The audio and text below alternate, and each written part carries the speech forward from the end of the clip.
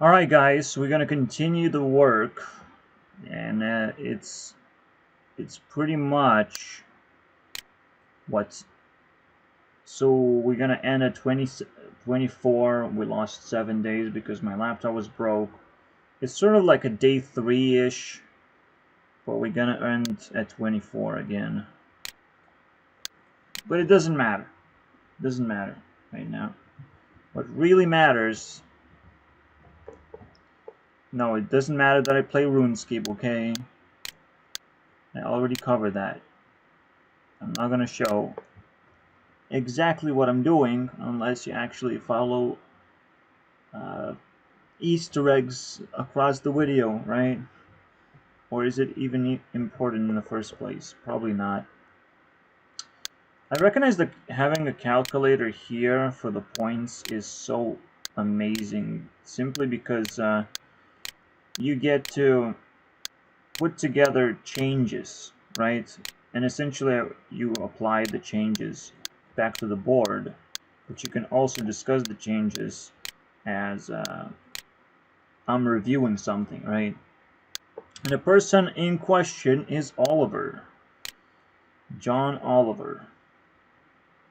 Yeah, we ended at vaccines. I'm sorry. Because I already smashed vaccines into pieces. And to me, I'm one of those people who does agree, would rather agree on sucking someone else's lollipop, basically, as a neat little tradition, right? If you are afraid of illnesses, get ill early, basically, because that's the only way that you're gonna fight back properly. If you do things early of what you're afraid of, if you get familiar with things early, and again, the best way, yeah, is to get ill early and test your skills. But usually that's a wrong way to do it. And vaccines prove the most strong ways to do things ever, right? There's no link with autism. Well, the link that you're looking for is absolutely not what you should be looking for. It's like uh, my my child turns into a zombie link, right? Are you really looking for a link, or you really would like to dismiss that from happening at all, right? You wouldn't want your fucking child to become a zombie, so you're not gonna find that link. It's just one of those slippery things where you're trying to find something that you don't want to find. How are you gonna fucking do it, right? When you're trying to find a Bigfoot and you want to find it, you're at least gonna have like this a meme appear that we can be happy with, and we will stop searching. But what is happening when there's an anti-meme, right? When vaccines supposed to cause you fear for a good reason, and if you don't have this fear and a response to not take the vaccines, and discourage government from doing it as well, because it literally means war. I have enough points to create war just out of that one little thing, and then just bail into nothingness. Just fuck it. I'll be the first one to die in a war. I'll be the front lines. I don't give a fuck. This is so fucking stupid, right? And here's one thing that sums up very quickly. He talks about Einstein having a quote on Facebook, obviously. What do you do with that, right? What do you do with quotes assigned to people? And it's a simple thing that you do. It's a smart person staring at you and asking, are you smart enough to understand this? That's how people feel about this quote. Here it is. It's someone dead, but it's an icon delivering you something that is very difficult for to grasp. That's what it's supposed to mean, and you can't actually criticize the fact that it's probably not Einstein's quote in the first place, because being reliant on actuality and facts is gonna lead you to this thing. Memes aren't facts. Think about it for a second. This is what happened. He's pointing at himself, basically. He's creating a self-image. Because he's a copycat. He's a water person. He knows how to fucking do this shit. And he also knows how to be destroyed by a meme. Entirely nuked by a meme. And this frozen motion it turns into a meme, and it turns into its own fact. Not only he dismisses that memes aren't facts, but he turns himself into a fact that he's so retarded, so fucking retarded, and he can't appear on the list anymore.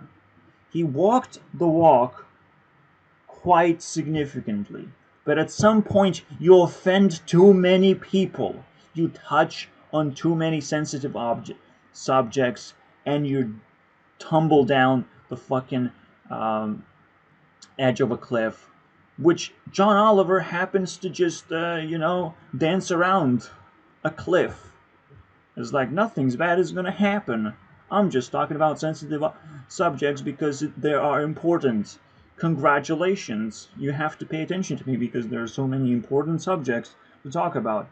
And yeah, one important subject to talk about is yourself. And every single time you put a needle in yourself, not because we're talking about vaccines, but we're talking about self deprecation when you're presenting information, right? It's like I'm not so important, but I'm just a presenter. That's what I'm supposed to do. And all of a sudden, if that's just all you are, who cares if you don't make it on a list? Who cares if people hate you? Who cares, right? Like, oh no, you don't want to fucking open that can of worms because it's demons that are about to get you, basically.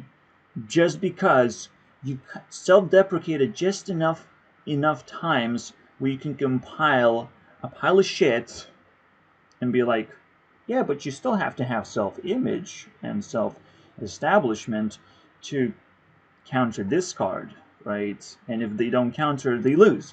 It's a lose condition, right? And this is all it takes.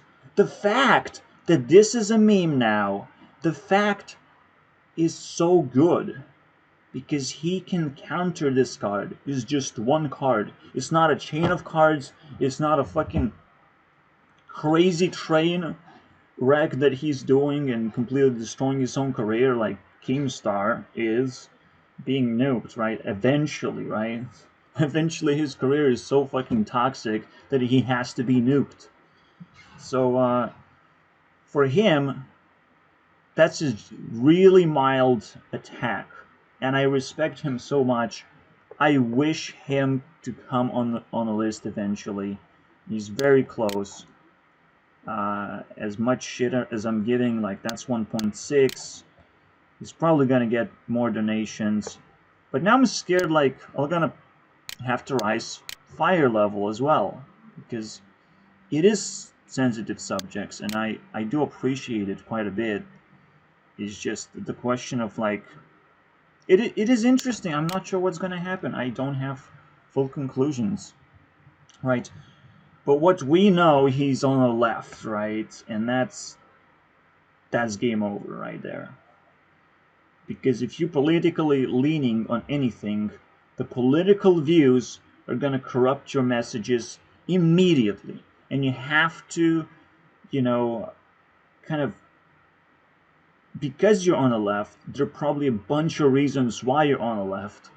And you literally can't resist the establishment at that point. Whatever you are, whoever is helping you reestablish your points, and it's very difficult to actually get out of this environment. So I almost can like negate that, just because he himself doesn't have to have the point of view. He's just a presenter.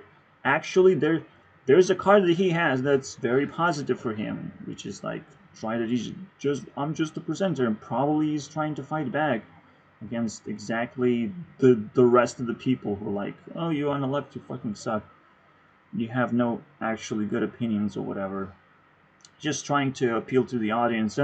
But what he's doing is trying to appeal to the audience and bring information at the same time. When you're talking about the left or him being on the left, no, the question is who's bringing more information, right? And that's it. More puzzles, more information. That's what you're looking for, and he's doing a great job. That's why I wanted him on a list. But here's here's the entry level puzzle for him backwards, right? What do you do when memes turn into facts immediately after you make a meme, right? Is that the first meme he made? Probably not. Many memes. And technically, yes. It's a twisted fact. Memes are twisted facts, but they're so factual, they're so hard-hitting, basically. That's why they're memes. That's why they exist in the first place. You have to now ask what fact is, and you have to solve this puzzle as best as you can.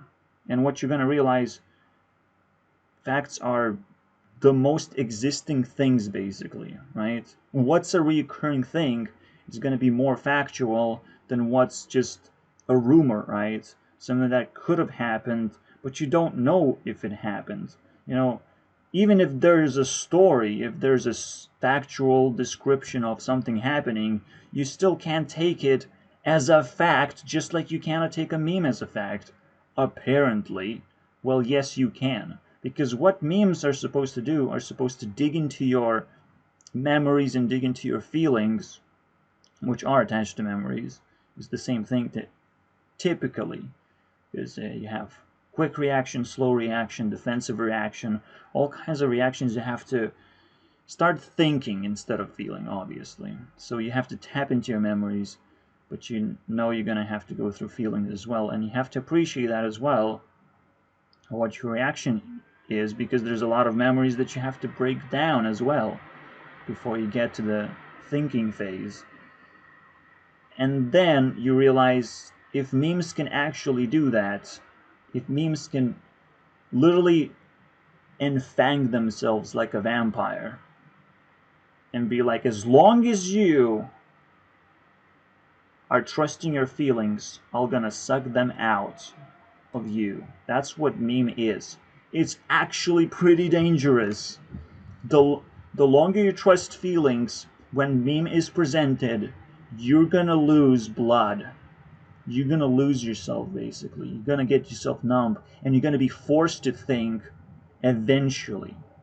And that's not a situation you want to be in. This is one of those death cards that can be played against you. And when you understand that life is this kind of a weird game of cards, it blows me away a little bit. It really does. I'm like, I want to stop, but this is so addicting. I kind of... There's plenty of addicting things, but there's plenty of addicting things that are great and cannot be addictions by themselves. Unless they start causing like a behavior that doesn't do any good anymore. And you should probably switch to something else, but you can't. And the longer you stay stuck, the longer it turns into addiction now. Because you could be doing something so much better than what you're doing. But that's the definition of addiction. So yeah, I love hypocrisy. This is the craziest hypocrisy ever. Well, don't take it from me, take it from the scat, you know, like, what are you trying to say if you're not trying to say anything factual, you know, smart, because that's what factual is supposed to be, and smart is observation about life, right, and life gives you recurring themes, and those themes are facts. They are facts. I'm sorry about that. I'm sorry that sun coming up every morning is a fact. It doesn't matter whether we're on a spinning ball or we're on a flat earth, which we don't know whether it's a fact or not, by the way. Fact or not. That's a new name for astronauts. It's a factornaut. Is it a factornaut though? when they see when they see the word astronaut, you can see the word. Is it a factornaut though? But do you think astronauts are factornauts as well? Okay. It's so deep. It's like, wow. Minecraft is a meme. Why? Because it's played tremendously. It's tremendously popular, and it's also dying at the same time for weird reasons. Like, what do you do in Minecraft, right? At some point, you're gonna run out of ideas really quickly, and it's gonna turn into a nightmare game, nightmare fuel. Of like, this game is so good, but it doesn't have something. I have been going through this road, and I experienced enough to talk about it. Congratulations. I can talk about a meme. I can talk about a fact that people are actually willing to give up basic facts, common sense, for statistics sometimes, or professional standpoint, which is, it seems smart thing to do, right? You want to trust a smart person, but the first thing you have to do is trust yourself. And I don't see people trusting themselves at all. Not even a little bit. There's an internet out there. If you don't trust yourself, you are in for a pain, because information floating around over and over again, and all you have to do is learn how to learn, how to learn, how to learn. And then you come from this, matrix of learning, basically. Slowly but surely, you have to pick how many layers of learning you want to do, because you pick acceleration, and you also have to learn of what I'm talking about in the first place. But yeah, it's deep. Learning process is deep, and that's what you want to do in the age of internet, where information is flawless. It is flawless. All information are technically facts now. Everything you see on the internet is a fact now, but you have to figure out how to put it together. It's a crumple of a fact, and that's all you need to know, right? Every crumble, every cookie that you find on the internet, you gotta click, you gotta read, you gotta learn. You gotta figure this out, how to organize, how to establish yourself, how to put this into your hobby list, because it's important, and that's what I'm doing with my fucking system. Welcome, basically. Here's a 20-minute introduction. Beautiful, isn't it? I just love how he presents it as smart-looking cat. Again, you can probably present him the same fucking way, right? It's a smart-looking cat talking about smart things. You have to fucking listen to John. I mean, I'm giving him points for that. I can't trash him for free, but I can't also trash him for free. So, haha, it goes two ways, boy. Let's see, one more thing. Yeah, I guess I mentioned disabling comments. I got this comment. I loved it. I released a new video. Let's check his channel. His channel looks smart. Oh wait, I can because I fucking disabled it. So, yeah. I don't care. I don't care. I'm sorry. I can't check someone's channel.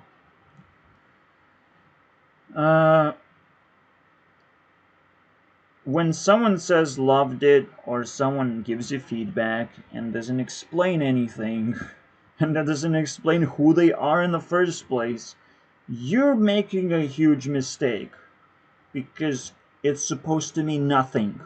If you're not my friend of any kind, you're a stranger. You're someone who's just trying to claim influence over me. And any influence from strangers, I don't think that's a good idea. If I throw out a voting poll to probe strangers, a bunch of strangers. If I had that, resource, maybe that's a smart thing to do. Maybe it is. But to take influence from strangers is detrimental. Unless you're fucking bored. I don't know what you have to be onto. Sometimes people want to be influenced by strangers to feel popular. That's cool. Yeah, smart cat. Oh boy. Oh boy. There's so much wrong with this picture. The entire picture. The layers and layers of bullshit that I feel right now. And John Oliver is not supposed to mess with my feelings that badly, okay? He's supposed to be a fluffy little news presenter, okay? And he's not in this case.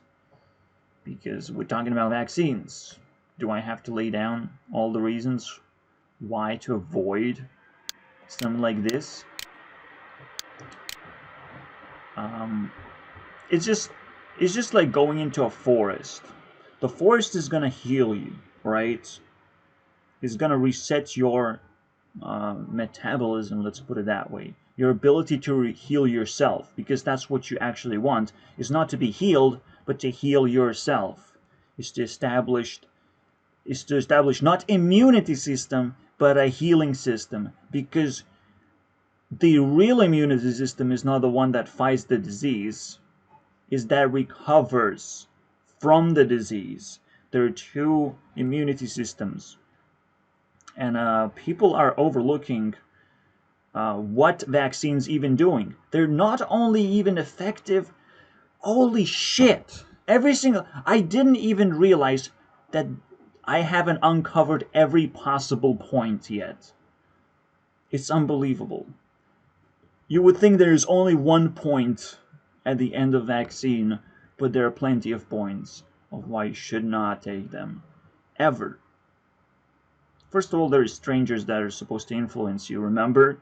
Remember? We just talked about it. We just fucking talked about it, and you can't even put these two things together. But I could. Because it doesn't end there. With this stranger who influences you directly into your bloodstream, the maximum influence that doesn't even affect the other half of your immunity system, which is supposed to heal after the disease happened, which is not going to be reinforced. Vaccines can never help you heal, which is kind of interesting. What are stim packs made out of? What am I using in Fallout 4, dude? I want to fucking heal. It's you. At some point, yes, you can think of yourself as a person who can eat vaccines for days. And basically, when I say vaccines, I'm talking about injections. Let's just say injections. I guess I cannot just interchange the terms, but that's another level of weird shit that you have to go through. Of like, how do you make sure that the technology you're using is gonna work? How do you can ensure that? The best you can do is minimize the pain. So the first thing you do is actually remove the only point the vaccines have. And you do not allow it to go directly into your bloodstream. You allow it to, become antibiotics, become tablets. Something that you can eat and taste. That's the first thing. Because now, all of a sudden, it has to go through layers and layers of filters to be able to reach your body, which is quite a good thing. And it also removes all the pain and possible suffering if the technology doesn't work out. Even if it's just 1% failure, it's pretty big failure to have. You don't want that to happen. When we're using smartphones, 1% failure, what does that actually mean? Is it gonna fail after 10 seconds? After 100 seconds? Eventually? We don't want smartphones to fail, to have 1% failure rate a day. we actually want smartphones to last more than a year with still a decent not failure rate. And the failure rate is going to increase eventually. So you take a smartphone and you say, it's going to last almost forever, but 2 years guaranteed. Yeah, with the normal use of a phone, okay? You barely need phones. If you take another look at your smartphone, you're going to realize, what are you using it for sometimes? Not much. Sometimes you just have a phone. And sometimes it can get pretty old and pretty basic. Because the same thing, you have to look at vaccines. You can't look at vaccines as like cures for a crazy thing that you want. But at the same time, yeah, it might just do that one thing that you really want, is just to call your friends and family again. Because again, now you have to think about death, and death means that you will not be able to call them, right, if you die from the disease. So technically it's doing almost the same thing, except smartphones are not painful and harmful. Maybe they are with Wi-Fi signals, maybe, but I don't care, right? It's an invisible enemy that we can just not worry about too much, unless it becomes visible by force somehow. There's some kind of a vibrational force that makes it real and makes it very difficult to deal with. I'm sure there's damage being done. I'm sure there's invisible damage being done in one way or the other, and we will be able to actually see it properly, but we shouldn't be concerned about things that we cannot fully feel and understand. We can't just be concerned about it. The same goes for global warming. We can't be concerned about it. We just can't. How are you going to be concerned about your future when you don't even have one? You don't even know how to learn. You don't even know how to observe the future. How the fuck are you going to be concerned about it? Are you fucking kidding me? You have to first establish a very clear view in order to be concerned of what's in that view. And if you can create a view, the only thing that concern is going to do is going to give you a question mark of like, I really want to explore that future that I might have, you know? Yes, the only good thing that's going to happen is you're going to be encouraged to explore your future if possible. But sometimes the bad thing is going to happen, and you're going to be manipulated into looking into your future and realizing that your future is as scary as it gets. It's so uncertain, it's so unbelievably difficult to establish, and you can't really just keep on observing the future because it's just going to completely destroy you from inside. It's just like opening a world for demons to exist. It's like opening a portal and demons come out. And it's like, oh, you're from the future. Yeah, he's from the future, all right. And he knows exactly how to kill you, basically. That's what observing the future means, okay? You're literally observing a way that you're gonna die, and it's coming closer and closer to you every single time you do it. Do you want to do it now? Okay, congratulations. So, yeah, you have these spectrums of political nonsense because people are creating their own doom, basically, and they're screaming about it, like acting out about it. And it's only Americans that fucking created this whole thing. You have to remember, what we're all scared of is just the country. We're not scared of these ideas. They're not engulfing the entire list of things that we're supposed to talk about. No, it's just political shit, okay? Political shit, it smells, it kills people, okay? Because they stop breathing. Because they're so scared of the smell, right? I don't want to breathe this shitty smell. Well, the joke's is on you, right? Because you have to. You have to smell, swallow it, reshit it, dump it somewhere, and have a clean day next day, possibly, if you survive. Congratulations, political bullshit everywhere. I love this stuff though. You can see it just triggered me 30 minutes of content. Wow. Yeah, when I'm saying anything right now, in this very moment, is the most honest thing, but also the least educated thing as well. So as I grow older, I get fans, and I will have to like somehow find a common ground, a way to say things that people would understand, but I would have to give up coherent thought process, basically. You wouldn't think that my thoughts are coherent, but you have to take another shot at it because uh, it's as coherent as it's gonna get. When I'm pulled in a lot of directions, when I'm in a public surface, basically, I'm popping out, my head is gonna start spinning. I will stop being coherent very quickly.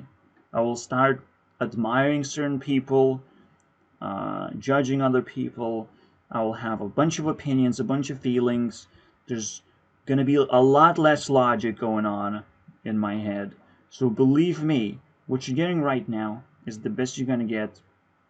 But also,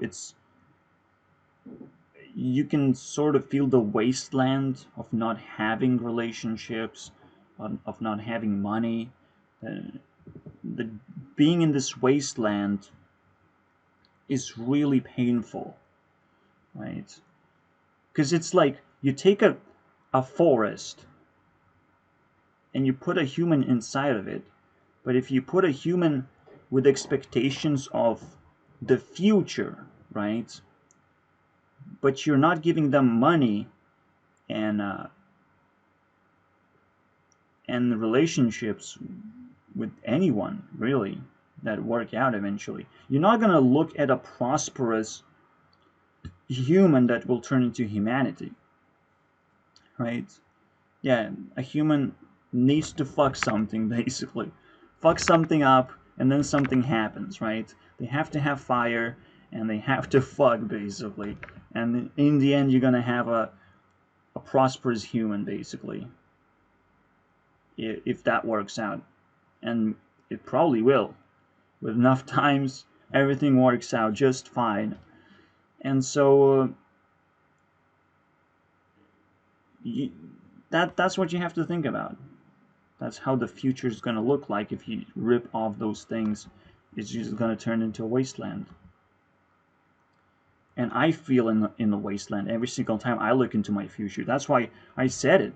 You know, don't observe your future because most of you have no fucking idea how lucky you are. That's what's going on right now. So if you really want to look into the future, you will gonna see how quickly it starts rotting and exploding into your face. It's like, I built a house. No, you didn't. And creepers, poof, your house is now down. But imagine if creepers were logical and they actually approach the things that you love and destroy those things automatically. How scary would that be?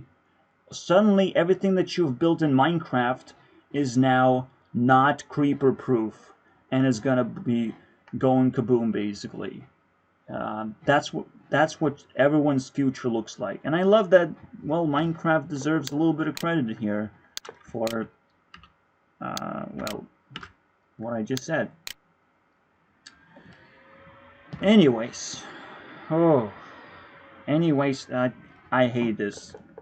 I'm sure I'm gonna be triggered many more times. I like to just sit around and just defeat as many enemies as small as they are. If anything coming for me, I just want to clean everything up, clean the board, clean everything up so nothing bothers me, and start a new game, basically. So, how much Oliver has to go through to get on this board? He has to get a 3 or a 4 would just completely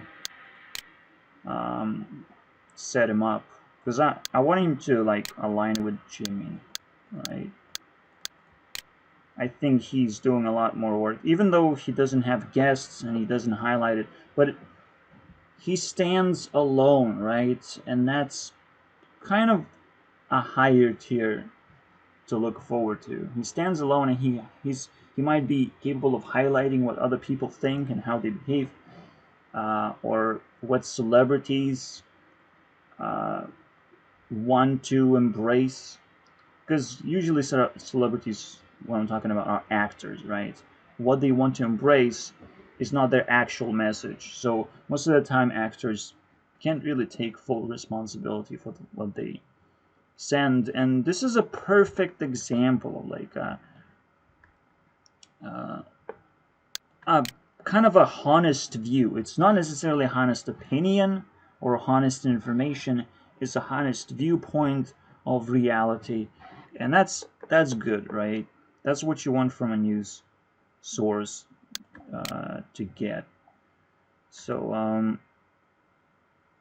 there's also an event going on between top teams, but I suppose now that I nerfed the girls on the recruit bench, the team 6 is not doing as well as Smosh team, so I'm just gonna delay the event as well.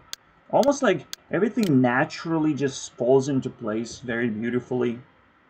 And if you are missing nature in your life, and I'm not talking about just going outside and observing nature, you have to actually understand what nature is, and nature is making sure that you're not forcing anything. And every single time you're forcing yourself to do something that you don't like to do, or you see other people forcing things onto you, it's like the force is the opposite of nature. Okay? Nature is actually very slow at doing anything and very slow to even attack you, right? How many bears attacked you recently? You know, just be honest with me. Probably from ranging from 0 to 0.000000000. Actually, it would be probably one bear, because you have to actually know what nature is, and there are metaphors for what bears are. Bears actually exist more common than you think, because there are people who represent bears, basically, who are gonna attack you. You know, that's the crazy part of nature, is that it's interlinked with matrix, it's interlinked with weird meanings of things. That you see one thing, you're observing something, but it means completely different. Like you can observe a forest, and normally what it actually means, it's void. It's completely meaningless now. Forests are completely meaningless. You're not gonna find anything. You might be able to find like a new experience, right? A new feeling, and maybe a few more dangling thoughts in your head, and maybe you're gonna be able to observe the ground, and it's gonna suck you in for a day or two. It's like a good game, basically, that you can play with yourself, and maybe you're gonna be even more excited about trying out and camping overnight. Maybe some people are excited about that still, even with all that technology layered on top of us and creating a huge burden of like priority. That's the crazy thing that technology is capable of doing, is like prioritizing itself in a way that it makes us feel stupid, okay? And for good reason.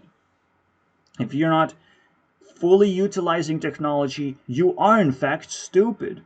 And that's a crazy thing, to be able to disequalize this bell curve that we have, just squish it down of who gets to be smart and who gets to be stupid.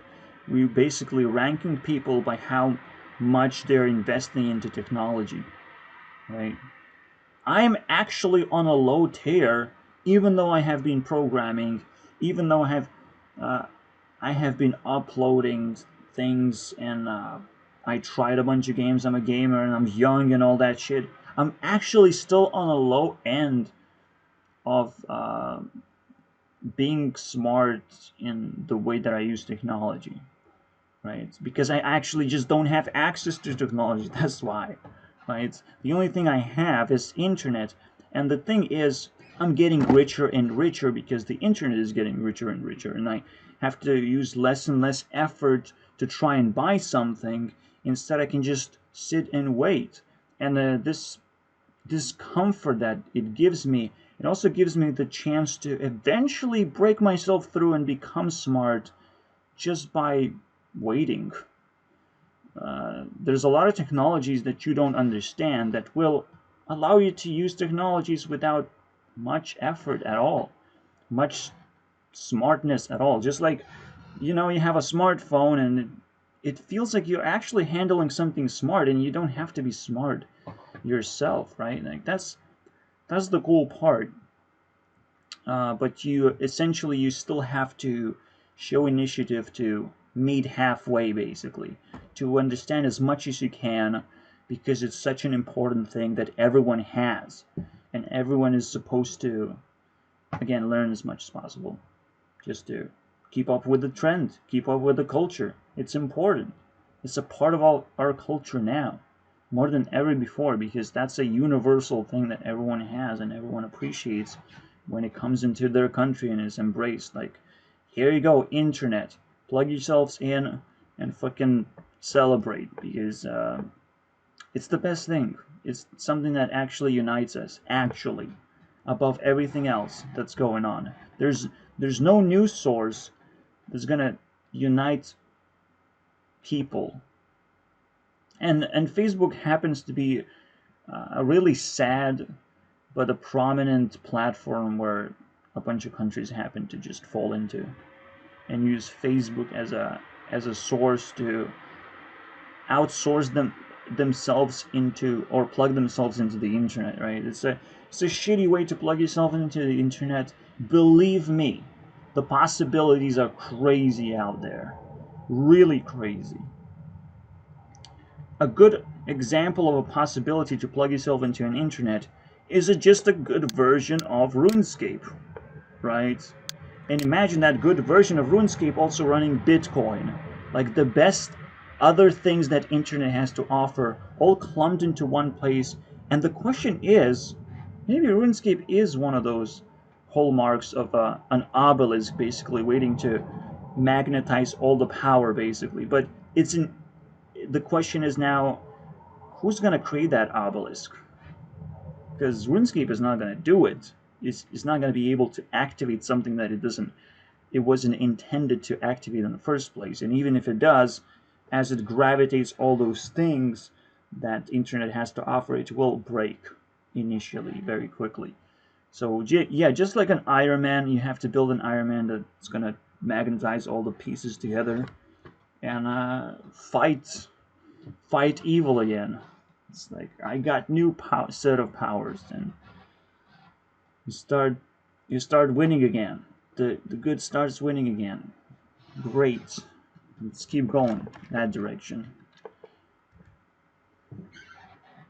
I know my points kind of end up abruptly because it's a video made out of chunks of points, right? Every single time is the same thing, and I'm trying to get better at it.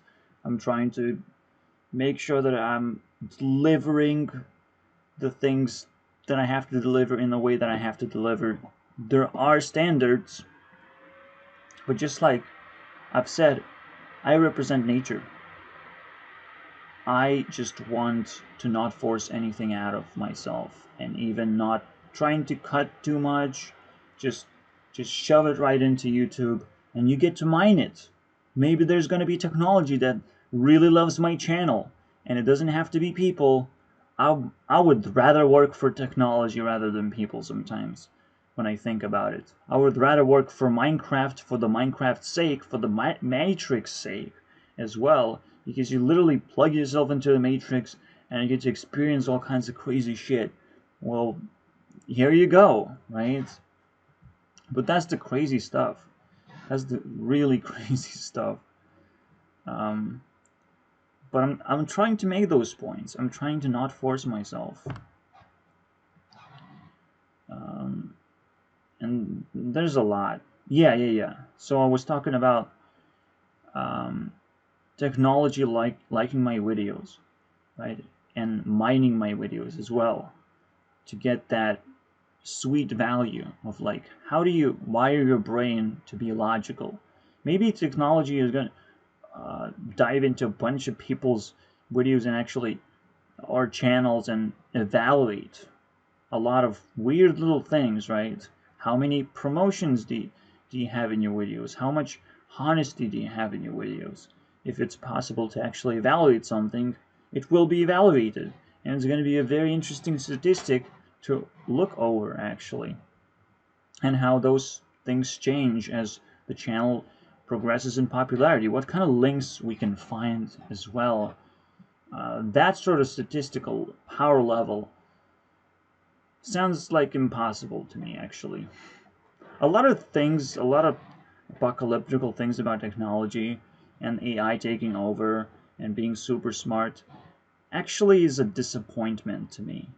Because the best we're gonna do is like talk to each other and be very honest about it. That's the best thing that can happen.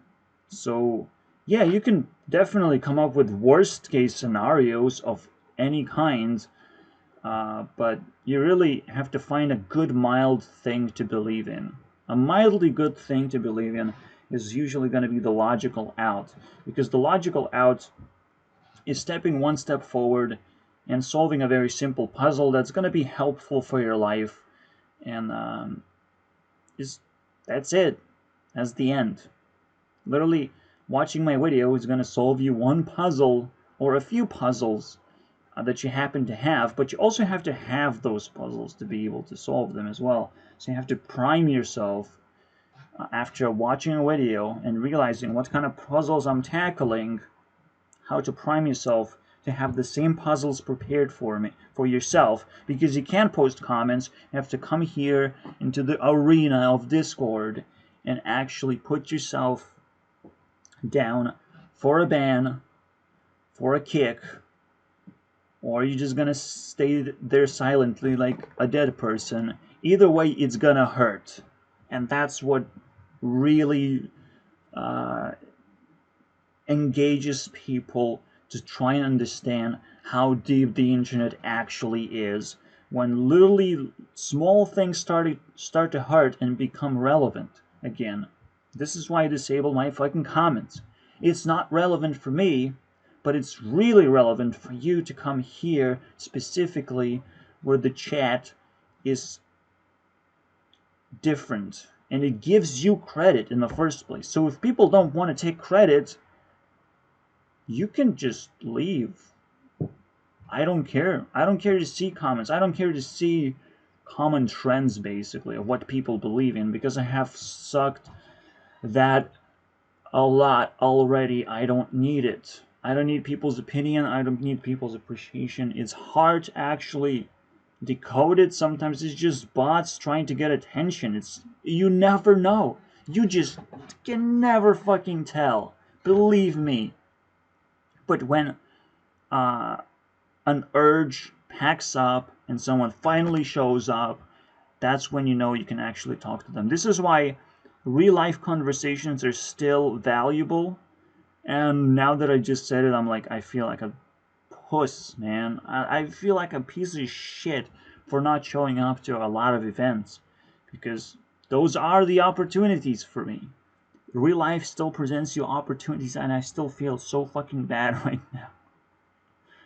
Wow. But because yeah, nobody's gonna show up at your doorstep and gonna punch you in the face, because now they have an opportunity to do so, though, if they actually show up.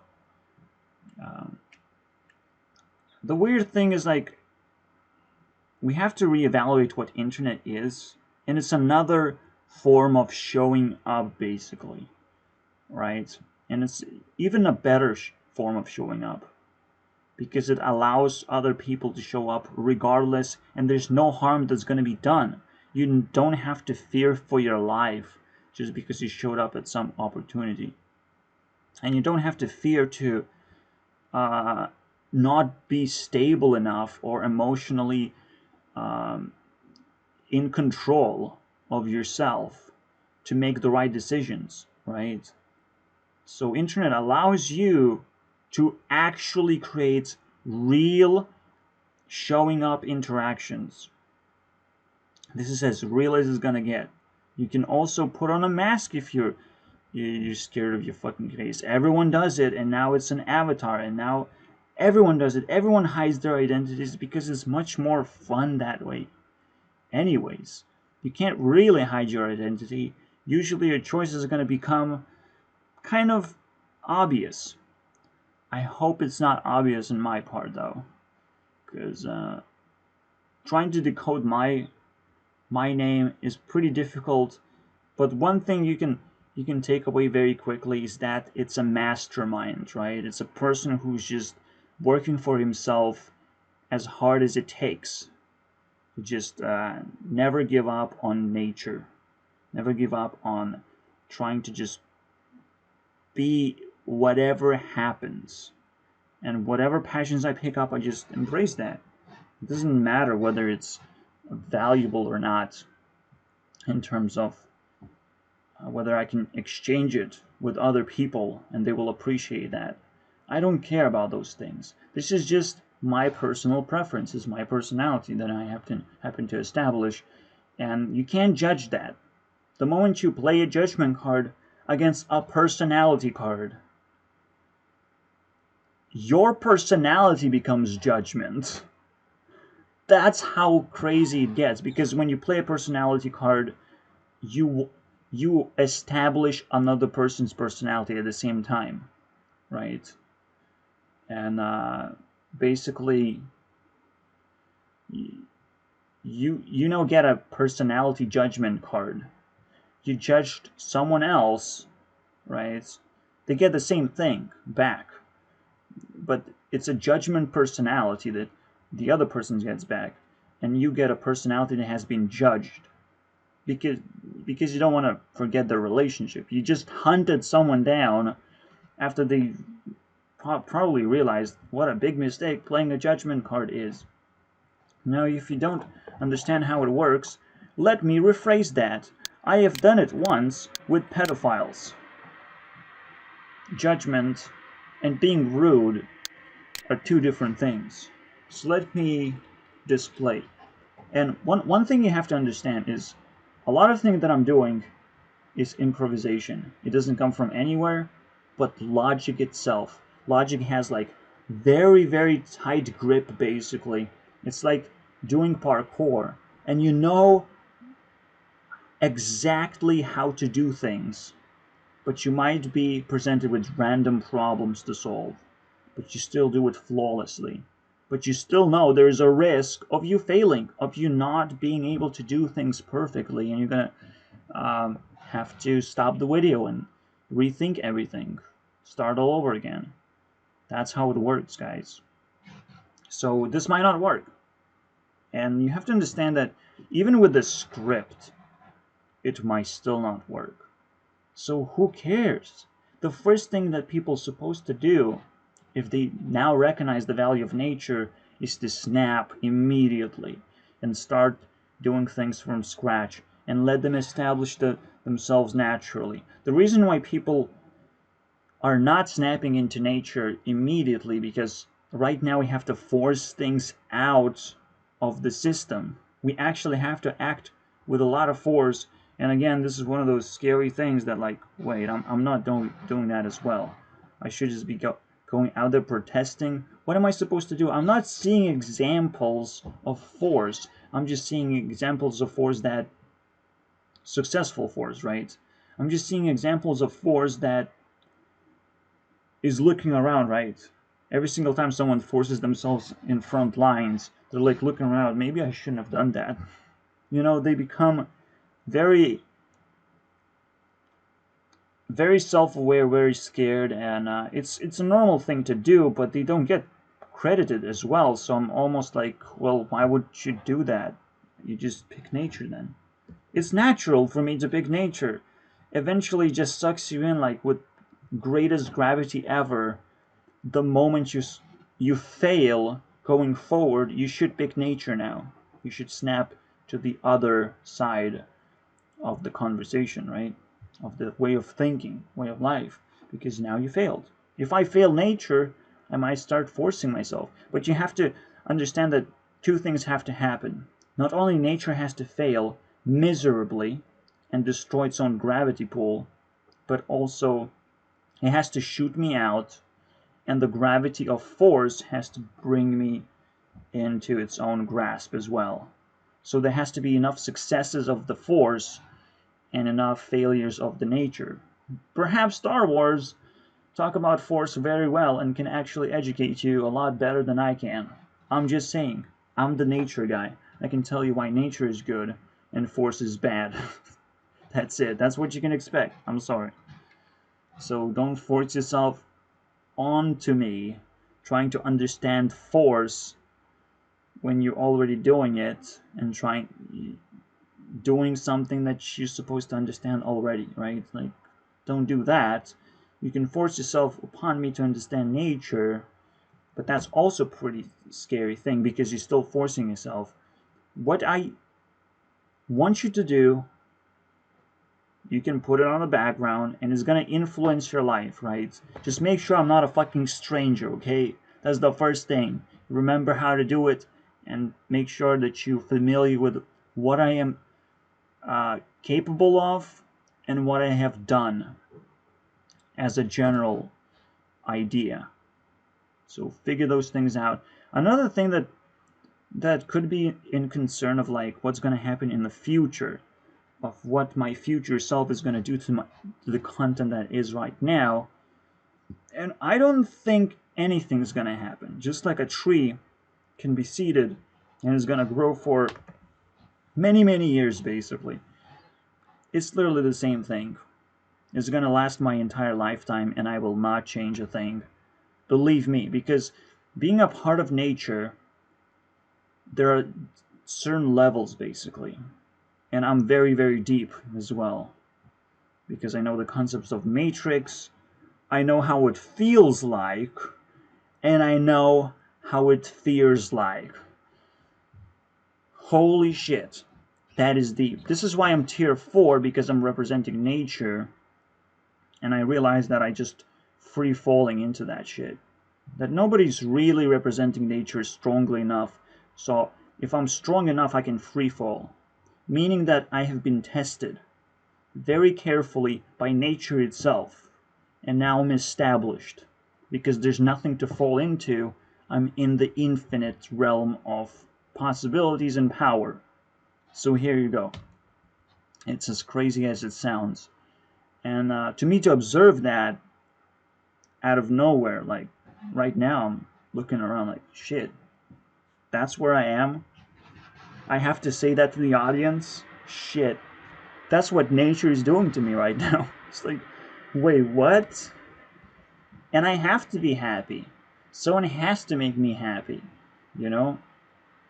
That's what nature is here to do, right? If force cannot make you happy, if you cannot make yourself happy by force, try nature and see if you're gonna surround yourself with happiness out of nowhere all of a sudden. If your actions are morally right and you holding common sense, there's no reason for you to not start a trial of nature, basically, and see how well you land. And just trying things is a thing that you have to do, whether you're forcing yourself or not. It's first of all, we just have to put on a token, a highlighted token. Force or nature. Because that's a question token. This is something you have to choose. This is an upgraded token from the previous force of nature. And you can say off as well.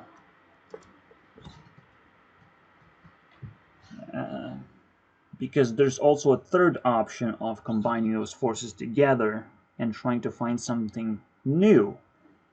Defining something new, basically, that might just be even better. But usually what happens is it turns into 4 options instead of 3.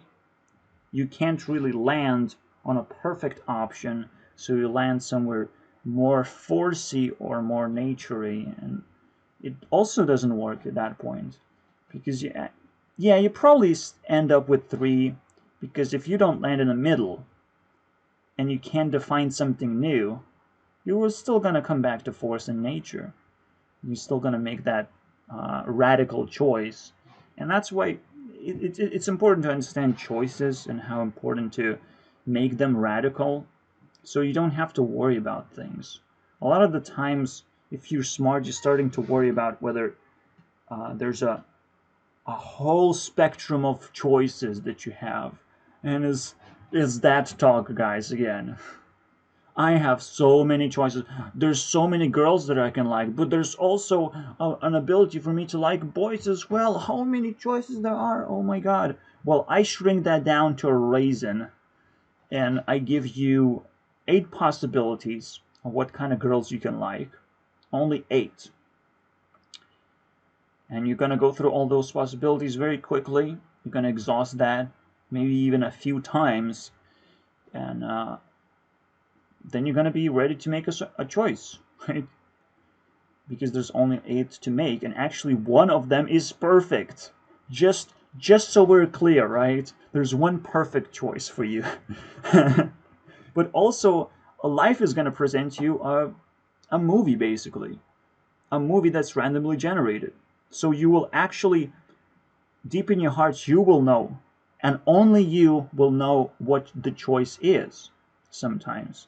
So no one can actually influence you, and that's called love, basically. When nobody can influence you on something, when you're holding something deep down, and nobody can actually understand it, talk about it, they can just give you advice, but you're making the choices, you're making the leap of faith, which is breathtaking, believe me.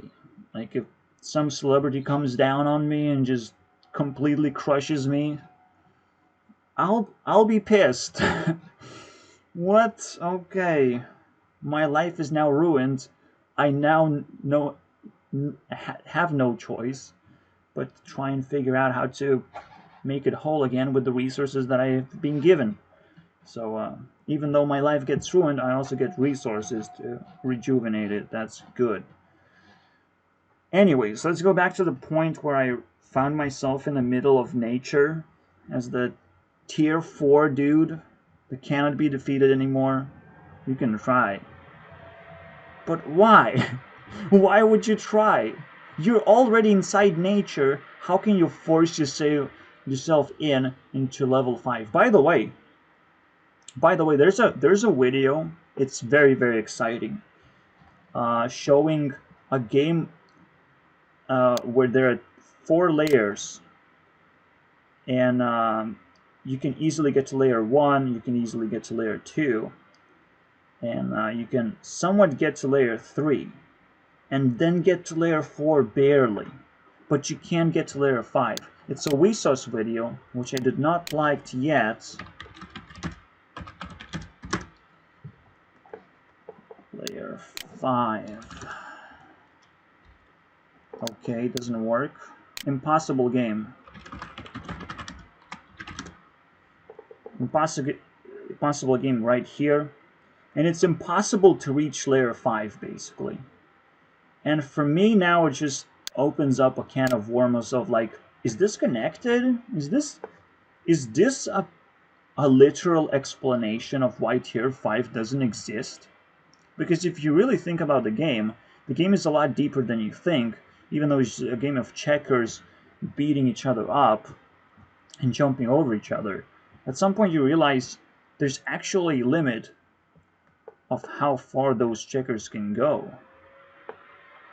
And it could define so many things. Because one checker is used as a resource and another is used as a life force. It gets so deep, it needs a like. And Vsauce also needs like a double tap. Okay. Vsauce, however, is kind of a split personality. Let's put it that way. I get it's Vsauce 2. It could be separated eventually. And I don't like that. But I like that it is a thing. Yes, it's inside Minecraft as well. Oh wait, it's not inside Minecraft, is it? It's inside, yeah, Hearthstone actually, so I'm sorry guys. We're playing cards here, so this is one of those cards we're gonna play. And be really, really interested. So he lays down his, like, next level board and shows this graph, basically, of exponents. Meaning that the further something is, in either direction, it doesn't matter, the more difficult it is to get to that specific point. But it's even worse than that, right? Because you're using resources like going up and up, but going one step forward now means that you have to use a radius of resources, right? And at some point, when you check your radius, it's empty. It's game over, right? You have reached the maximum tier that you can get. Because a lot of the times you actually need a radius of resources, a radius of different resources from different regions.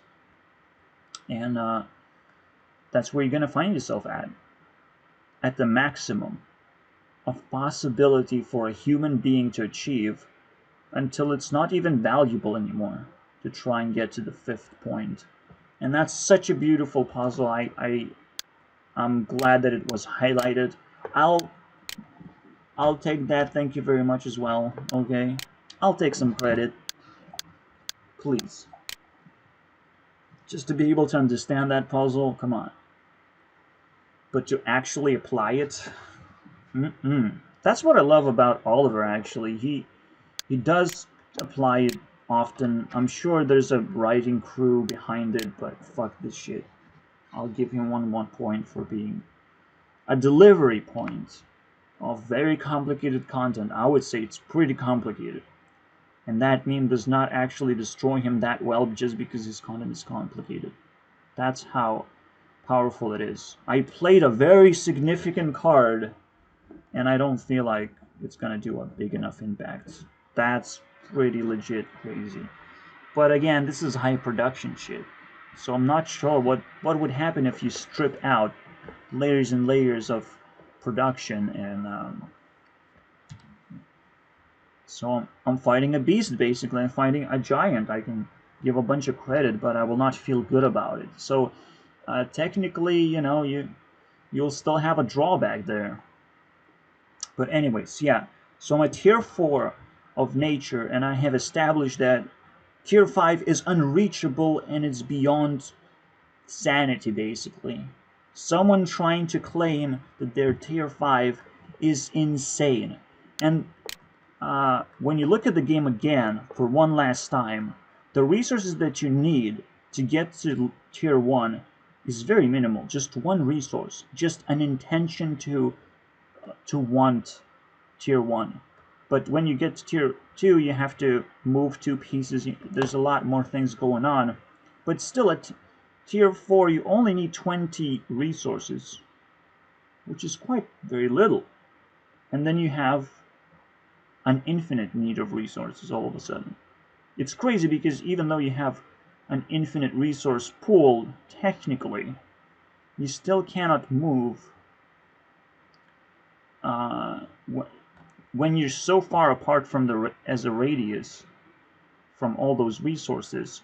You still have to use resources to move those things into existence here, and even if they are moved, they're only gonna edge out, basically, because they also have these little radiuses that they have to exhaust, basically, just to move in place. And if you understand exponents, things get a lot more crazier, even if you just remove one layer.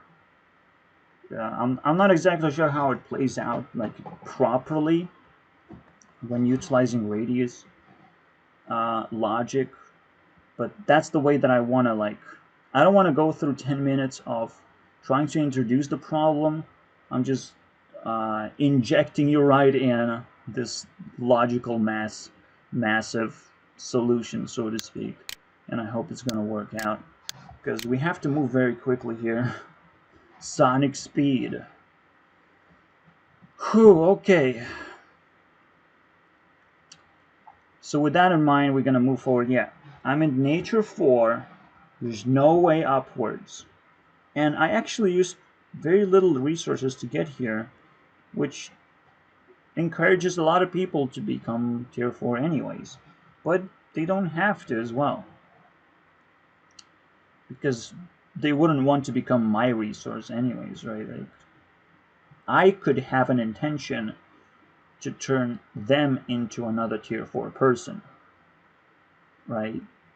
Because I now have a next level of control over the board and how it's going to work out. It has nothing to do with the game, so let's just forget about it. But if you understand what it means to be at tier 4, you have more control over what things are going to become what.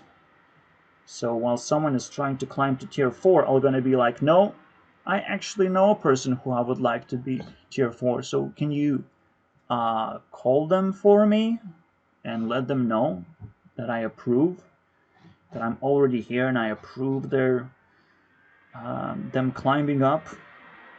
Now the question is, if you are a representative of nature, what is force to me? What is force to a person who's so high tiered up but doesn't actually know half of the other side of the coin, basically? What the fuck does happen on the other side of the coin? Well, probably the same thing but different, right? That's what you have to expect. It's the same game, but it's played differently, right? And it might not be as successful anymore. It's like sun and moon, basically. Well, moon is no longer valuable. Okay, we have to go back to sun and embrace nature. That's it. Embrace the fact that we have a lot of resources and we don't have to fight for it so badly and hate each other for some reason. Like, we just have to learn how to squeeze as much resources as we can from ourselves first and lay it down, and then start learning how to trade those resources in as fast as possible, as efficiently as possible. See who our representatives are for trading. We have to learn to establish trust in our communities and all those crazy things that force is never gonna do, because all force wants to do is just trip you over and laugh about it. I did it, ha ha ha, look at what I did, you can do it too, I guess, because people are fucking stupid, and they only believe in fucking good of nature, right? But there is a good of force of kicking you in the face. Oh, I guess I just kind of wanted to do that. But no, I forced myself to kick you in the face, so I get a chance to go to jail now. When you try to break down what force is, it's so illogical, it almost incriminates me when I talk about it. It's like, rape is pretty good, because you just have to force it, okay? And every sex becomes rape eventually. That's what happens. So then you start to understand that definitions are misleading, right? A lot of definitions that you think as sex, right? But then you put it in the context of force. Most of the time it's rape, but people still agree to it. People agree to be damaged, right? And take it deep in. And deeply traumatizing, but I guess it's not boring. Absolutely not boring, guys. That's why porn is definitely not boring. Believe me, that's a lot of force. A lot of force. And but when you have those two perspectives fighting over each other, it's actually a lot more interesting next level thing going on, basically. Encouraging you to think one more second, and maybe there is tier 5. Maybe tier 5 just simply doesn't belong to neither force or nature. But also at the same time, you don't want to go there yet. Not alone. See, tier 5 actually exists, but not for you personally. It exists as a form of union, and actually going to the next level and establishing society that acts as a unifying unit right, of tier 4 people who have mastered life, and they're like, well, there's so many tier 4 people, what are we gonna do? Well, let's combine our powers, like all that bullshit. And essentially you're gonna create tier 5. Inevitably, you might just create infinite amount of tiers, and well, you're gonna realize that the same thing is gonna start repeating all over again. That an ant has reached tier 4, but in order to level up, it has to turn into a rabbit or whatever. And it keeps on leveling up until it becomes human again. And the process slows down until we realize that, oh shit, our history is very simple. It's just a lot of animals morphing faster, very fast, to level up until they stop because someone has reached maximum level and the game became boring again. It's like there's no rush. Humans are already here. There's a whole trace that we have left, that nature has left, of things leveling up very fast. That's the only Big Bang of the universe. If you ever ask me if there was one, yes, I think there was. And that's what it is. It's just things evolving very fast just because they can, just because they're not contested by anything. So, just like you had maybe a made-up story about dinosaurs eating each other, but it was actually a vicious cycle of evolution, right? That was the highlight of people coming up with the dinosaur story. Whether it's real or not, it gives a good example of how fast evolution can work sometimes and how could it be encouraged. But most of the time, you might just start with already fast evolution. Just like a baby starts with a rapid evolution, and perhaps that's what every life started with anyways, right? All life on Earth could have started the same way. So you have to really look deep into this, and it's just being a tier 4 nature sucks. Okay, you have to not only be alone, but also you have to be incredibly intelligent to just be able to organize all the things that you're learning. Like, how fucking stupid is that? I'm sure nobody likes nature. I'm sure. And they're gonna turn me into livestock of laughing stock, okay? They're just gonna put me behind bars and just laugh all day long because I have reached tier 4 at fucking stupid class. I'm sorry, guys. I disappointed you. What's gonna happen if they turn me behind bars? They will start laughing and laughing and laughing until they realize, oh shit, what do? We just created a demon that's gonna destroy us all, and he's behind bars, meaning that we're also behind bars if we want to try and defeat this demon, right? We still have to break through the bars and try to not be harmed by doing so, because the moment we trigger a demon, it's gonna harm us immediately. It's gonna realize that we're full of fear, we're shitting our pants, and all of a sudden the game becomes reversed, right? You put someone behind bars, or did you? Or did you? Okay?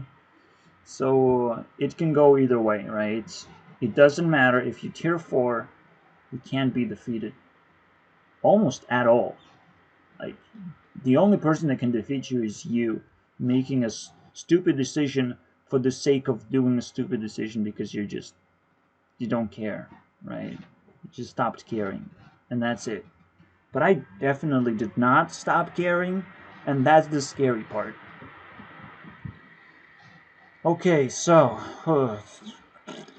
yeah, a bunch of people are seeing popularity as well, and it's like, well, that's in Force realm, but there's Thoughty, right? Thoughty 2. This is how you become famous overnight. No, but he's kind of contradicts himself, actually. he immediately presented the idea that Jesus and Hitler were famous. So it's like, what the? You want to be one of those guys? I believe Jesus and Hitler actually represented nature. So here you go. Maybe Hitler not so much. But the problem is, in order to prove that Hitler did not came from nature, we also have to prove that people hating on Hitler is not force, because our reaction should be quite same level as what the source is supposed to give. Our reaction is and our understanding of that thing, right? So it seems like people are maybe they are forcing Hitler down other people's throats, but it's what they do. It's just the idea that you have a powerful leader. It immediately screams nature, right? It's not a person who has established himself. It's a person who has climbed on into power using some kind of talent. And usually, when you're talking about nature, you're talking about wings, basically. Something carrying you to an incredible height, an incredible fame beyond any other fame imaginable. So the reason why he's taking those people and highlighting them is because they're incredibly famous. And the only way to be incredibly famous, to actually be unnatural, to get natural fame. But natural fame is the worst. Oh my god. It's something that you didn't ask for, and it's bigger than uh, the force fame. Because when you force yourself to have fame, you at least know what you're gonna get, right? But when you don't, when you sit in nature at tier 4, especially, like, you're sitting with your fucking ass dipped in lava, basically. It's so hot, and you know what's going on, and you can't change anything about it. You just have to sit there, be stuck as well to your fucking chair, and take the heat. That's it. Because nature is going to constantly tell you that you're ready for it. It's not a big deal. That fame is not exactly what you think it is. It's going to perhaps also even start telling you lies, because the pressure is so high that you actually have to learn all these things or back off. Because the moment you back off from tier 4, as your ass is melting, you're gonna go down to tier 3, meaning that you're gonna come down to the same position as I am, where technically what I'm talking about could be popular, but I'm not talking in a way that it's naturally popular, right? I'm not presenting it in a naturally popular way until I'm not exactly sure what popular is, right? And when people gonna start get that feeling, and they will start sharing the videos all of a sudden, you can't know when that's gonna happen. When is that threshold of popularity? And my popularity threshold, when it breaks, it becomes insanity. It just erupts like a fucking volcano. You have to believe that, because if you observe nature, that's what happens. It's a volcano. Remember, you fucking idiot. Yeah, this is why I appreciate Rebecca Black so much, because she experienced the same thing basically with Friday, right? She created a mini volcano for a school project. Congratulations, you get a 10, and I get to die looking at it. Die inside just looking at a tiny project, and that's my life right there. It's going down. I always hate myself now because I can't fucking stop talking. And imagine that. Imagine self-employed person who can't stop working. Are you kidding me, dude? Everything is just so funny and stupid now. I've reached that level of insanity as well. There's many layers of insanity when you reach perfect nature for yourself and start establishing yourself and start realizing, wow, I can actually handle this easy. And that's how it's supposed to feel like, because, well, it's supposed to be perfect. God is pretty perfect. But then it gets also very sad and emotional, but it's still perfect. And you're still handling that shit. It's fucking crazy, dude. In every way, it's so crazy. It might just work, okay? So let's keep our hopes up, because I also need that resource. I need every resource, as you can tell now, just to stay in this uphill or no hill, just literally floating above everyone else and saying, "There's nature, guys. Anyone want to join?" Obviously, internet is full of nature, and that's what I'm like observing like really carefully and collecting things. And I'm sure I'll find someone that has a collection of things as well eventually. I hope it's not gonna take forever, but like, yeah, that's how virginity looks like. This is how it looks like. Okay, if you don't have a collection, you're a fucking virgin, dude. Get a fucking life. Most of the time, YouTubers can talk about book virginity. So if you don't release a book, you're a fucking virgin. But now it's about collections. Okay, it's next level of the internet. I'm sorry. For people who live in the world of force, it could come out as a new thing, because every single time it's like, well, I have to readapt my content. Fuck no. That's bullshit. But and they will always start complaining of like, I can't keep up with the content. I can't change my content or whatever. I don't feel the urge to do those things.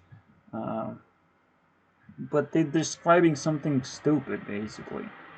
Right? Well, I have to write a book because other people wrote a book and I can't write a book.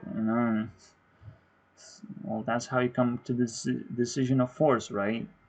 So of course you're not gonna feel nature of like doing that other new thing that you kind of can do, but now you're on the edge of like, maybe I probably can't.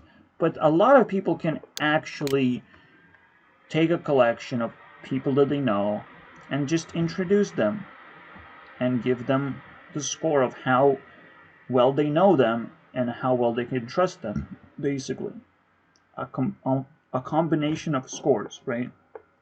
So if I know a person this much and I trust them this much, that's how much influence they have on me, right? And it could be even more refined and more impactful as you combine those scores using a calculator, which everyone fears to use except me. And the magical number is 49.6. Congratulations. You know, let's not be scared of math, but yes, it's related to science. But science is not related to anything useful, so don't worry about it.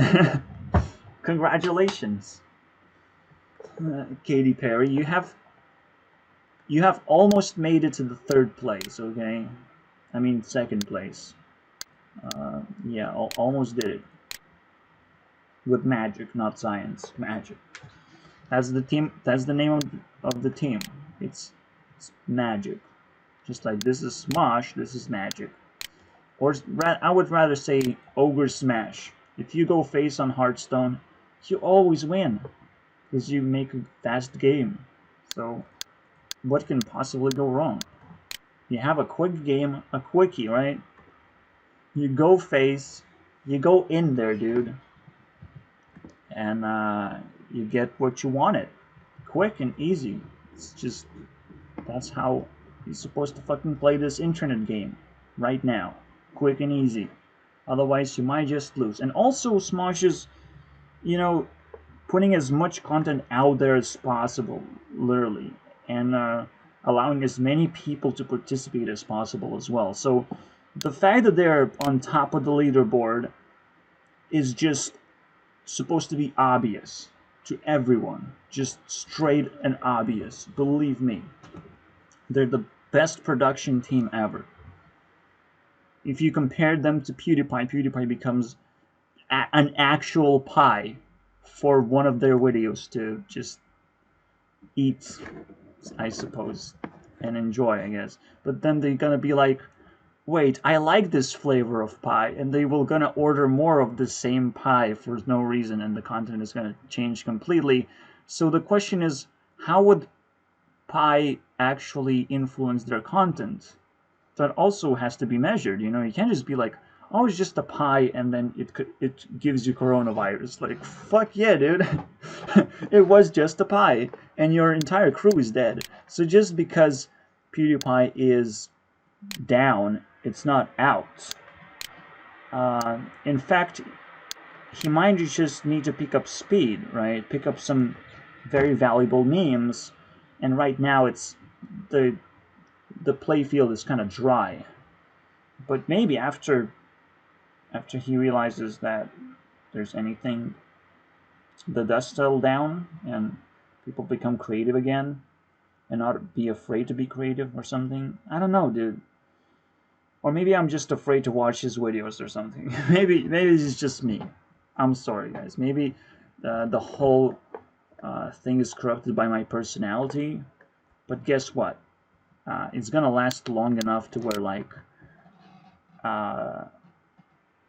it will fix itself, and I will go through events that will test and fix my biases one by one, and eventually I'm gonna get to wage war that's gonna change things around.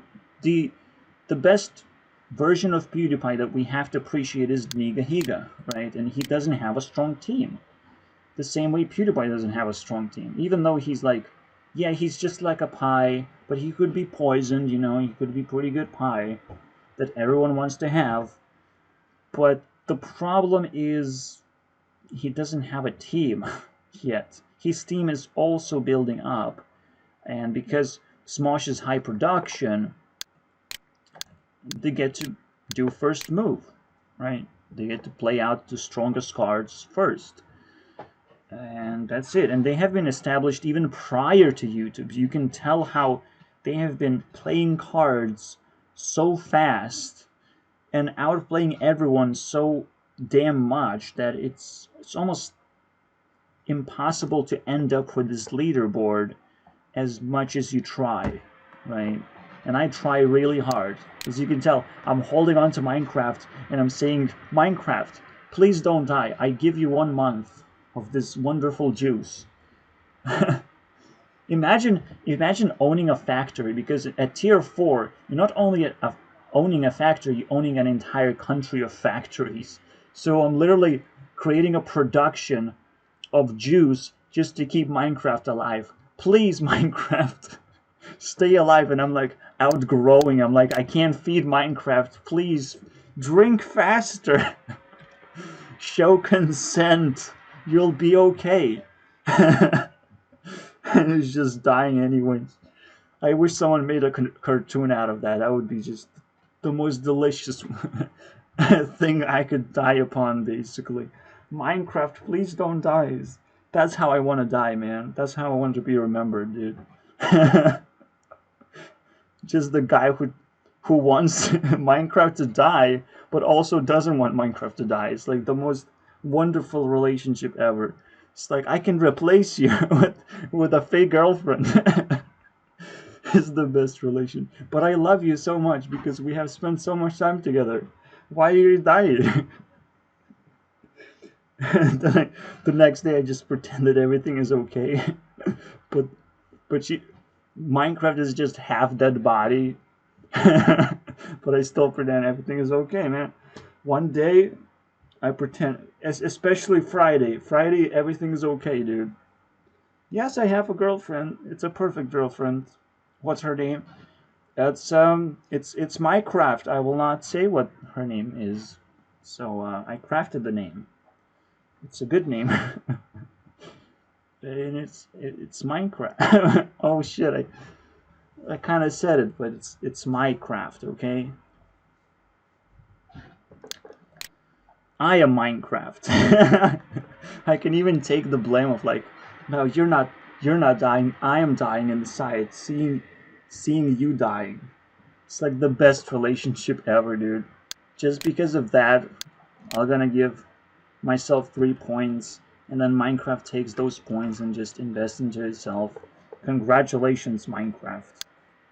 We did it. 10 points for you. Let's give those 10 points. Oh wait, they go nowhere, because nobody actually is good at Minecraft yet to be like, oh shit, this person actually super smart and amazing. Nope. I don't know what to do with these guys. Believe, except Todd Howard. Todd Howard is God Howard, man.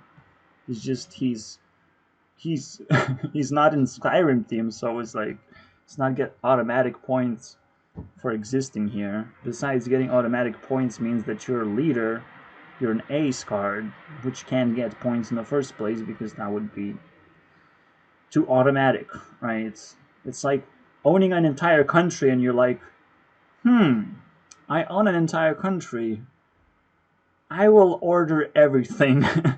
Give me everything. That's what it would look like, you know? Give me one of everything, and that would still be too much, basically. That would still a lifetime supply of goods, basically, if you ask your country to deliver one of everything.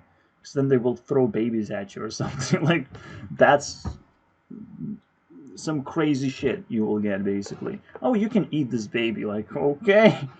Ugh, that's a wrong decision right there. Oh boy. I own a country. I have to breathe. You want some fresh air, fresher air? And they will start delivering you that. It's the weirdest thing. It's the weird. You don't want to be God, basically. So that's why God Howard came down upon us to deliver some Minecraft goods, okay, on the table. Let's do this. Programmer power. I will not give you that point, though. Nope, don't touch that. No touchdown. Stop it. Don't say anything. Let's just see what's the first thing that Todd Howard would say to me. What are the first things that come out of his mouth just out of randomness? In any case, it's not the only project. Shut the fuck up. You gotta watch that, man. Someone will hear you. You gotta walk that, man.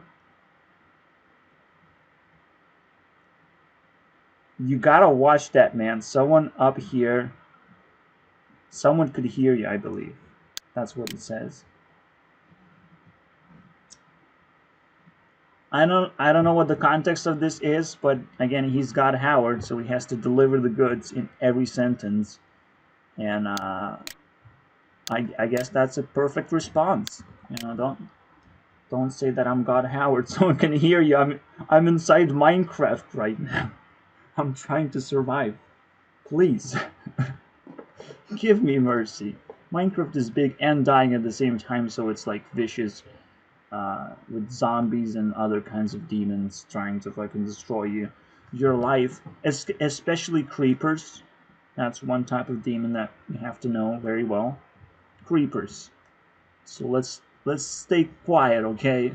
Let's just keep going. But I wanted that one sentence, okay? I got what I asked for. So let's not give him 1 point, okay? He's gonna take it when he needs it. I'm just gonna give him a little bit of a point, sort of. Right? But he didn't get it. Because you have to make to tens, basically. So it would be 60, he would get a point. Okay. 55 points given, but nobody came out on top. Nobody even has a trophy. It's a 0. It's a complete 0. Nobody's good at anything here. Except Grailmore, which is supposed to be my love for Discord. Congratulations, Grailmore. For Discord and Hytale, which is not released, and Discord is empty. Oh, haha. Fuck. I just said that Discord is empty, dude. I hate Discord for having a stupid fucking name. Because it feels like it's gonna explode because it's so deep in some ways, but it's at the same time it's not as threatening as I would like to believe. But I just want to keep an eye on it, of like, hey Discord, whenever you want to fail, just let me succeed first and then you can fail, okay? Just please. Okay? Because if I succeed, I get to create my own Discord then. Fuck it. You know, I can actually make that jump cut. Oh, nothing to see here. Oh, new Discord though. Okay. My rules, baby. That's what I want, man. Whew, this is tough, man. This is one of those people who have forced themselves into industry, right? But he seems like a goodwill, force of nature, rather. It's a nature type of guy who just survives within the forced environment, I would say. But still, programmer's environment is like always encouraging nature, because you're randomly generating things. You're making sure that random generation is actually structured. So you're learning about the nature of randomness. It's so fucking weird. And how to place things together. But also learning about nature when you just structuring things and you're capturing things and you have to manage all those things. All kinds of resources you have to manage that come into a game, and a game is a perfect collection of resources, and technically it is a collection just as good as this one. That's why he's got Howard, but he's not in the right team right now. Skyrim team is a flop. Fuck that shit. Fallout team is a bigger flop. That's just how progression of Bethesda kind of works, but I'm sure they're gonna figure this out. By the way, I just want to watch this 3-minute clip just so we get the full context, and you know, I give the credit to full credit, and he gets the fucking point already because he kind of deserves it, and I wish Minecraft very best. So let's hear him out, okay? One of the big questions in my collection is what is the difference between this amount of money and this amount of money? If we treat it as money, how much money do you actually have to use to fix the issue here, right? How much you actually have to invest? Are we talking about millions here, or just hundreds of thousands? But we're talking about big sums of money. At least 1,000. At least. Which is crazy to think about. For one token, 1,000. For one token of difference, 1,000. And you have at least 900 here. Now I'll recalculate very quickly what we actually have. So the rest of the world now has this.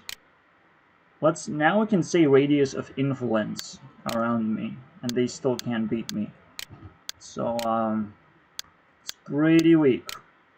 And this is an exponent of what you need to actually even reach me anymore. So there's no better time to say it, but like, wow, perhaps this is why I am alone. I'm faster than the world. Haha. I'm just faster, and no one can reach me. I'm blocking YouTube comment section because it's terrible. It's garbage compared to my self-influence, and that's something that's very tough to recognize sometimes, actually. And I'm so glad that I did. I feel lucky, to be honest. I feel very, very lucky. But I'm still gonna give myself points for that. Wow. Also, great things are happening. I love listening to music because it's almost like a resource of either ideas, memes, or actual people saying actual things. And Avril Lavigne just kind of blew me away a little bit. But I think I'm in the mood basically to listen for some music, to get some dancing basically, and get the only thing that women still can manage to grab is ability to express something in a way that super deep but also very hidden. It only hits you at the right moment, at the right time. If you're ready, if you have educated yourself, you get to grab the reward immediately. So this is one of those times, so I'm just gonna dive into the waters of music, right? It's crazy. It's just crazy to try and grasp what the reality is this shit. What the hell? Why is it working so very well? But it's my effort. It is a lot of my effort. And just like Todd Howard would say, he would say Starfield. And that's it. That's congratulations, dude. The weirdest thing is that I actually think Starfield is almost fake. It's almost a fake game. It's not supposed to exist as a game because that's how it's being presented, right? The trend of presenting a game in an unfinished form is actually supposed to die. But he just hangs on to this name as a meme. And I'm like, wow, that's a noble sacrifice.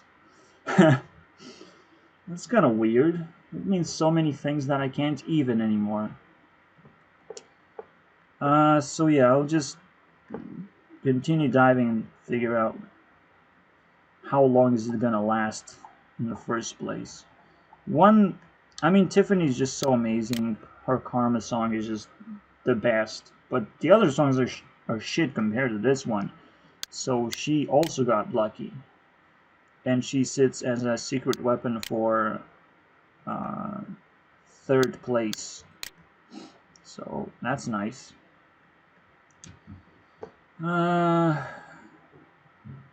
This is Team Spirit, I suppose. Team Engine. And then you just normal team member. Either high tier or low tier. And this is how I classify, I guess. Team Spirit, Team Engine, Leader, and then Secret Weapon. There you go. Alright, alright. I don't want Camilla right now. I'll just figure it out. But I do have to pause the video now, I think. Also, totally forgot what I was talking about. I guess I was highlighting this thing as I gave Minecraft a few points, Todd Howard a few points, Vsauce a few points. We'll see, you know. And I came all the way from John Oliver, right? All the way back. You remember John Oliver? I don't. That's how fast things move sometimes. You can't stop it because that's what nature is about. Not only you have to downgrade your videos just because you can't control yourself anymore, but and you don't have any friends to help you out with the inability to self-control. Because everyone just wants to force themselves and grab something shiny from the ground. And but it's still dirty, it's still fucking bullshit. And while you're wasting time trying to find and grab something shiny, you actually, well, wasting time, and you could have been doing this, my stuff. And the problem comes when people mistreat what experiences are and how valuable experience actually is, and how you must appreciate experience by collecting it. A lot of those things are actually frowned upon. Collecting it, even some things can be treated as stalking, even against celebrities. Even like that's crazy. Public figures.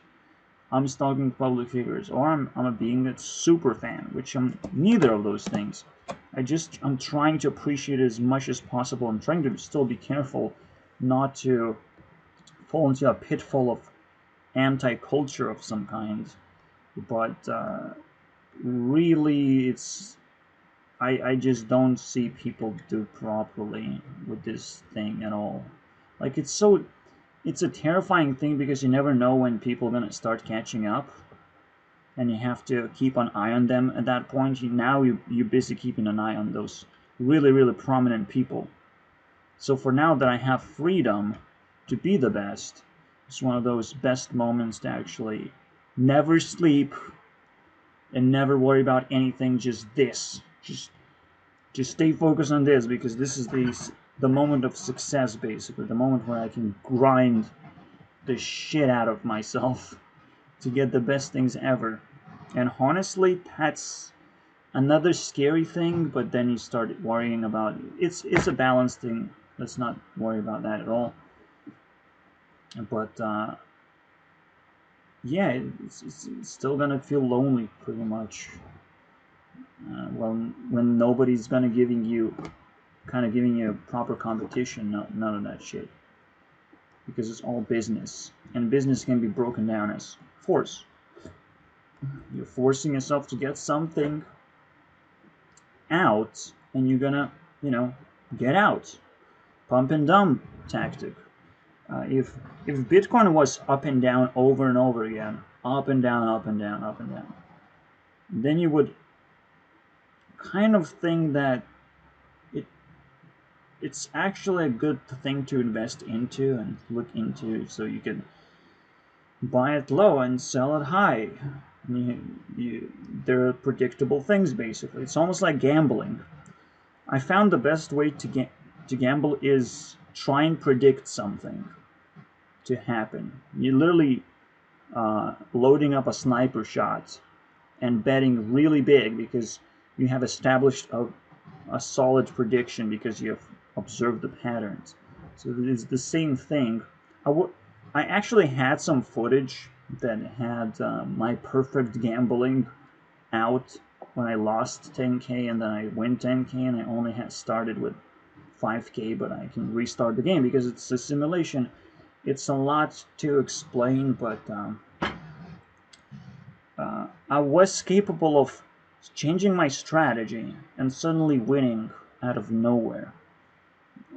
Because now I realized, wow, that strategy is fast and reliable, actually. You're just trying to pinpoint a pattern and find where you're very confident, a moment of full confidence, and that's when you shoot. That's when sniper shot actually is above logic, because you can never say what's going to happen next. It's just that you're confident that there's something going on. And that's something that logic can't explain very well. So I'm glad that it's a sniper shot specifically. Sniper related to water, personalities to feelings. That's what I'm talking about. But let's detach from that as quickly as possible.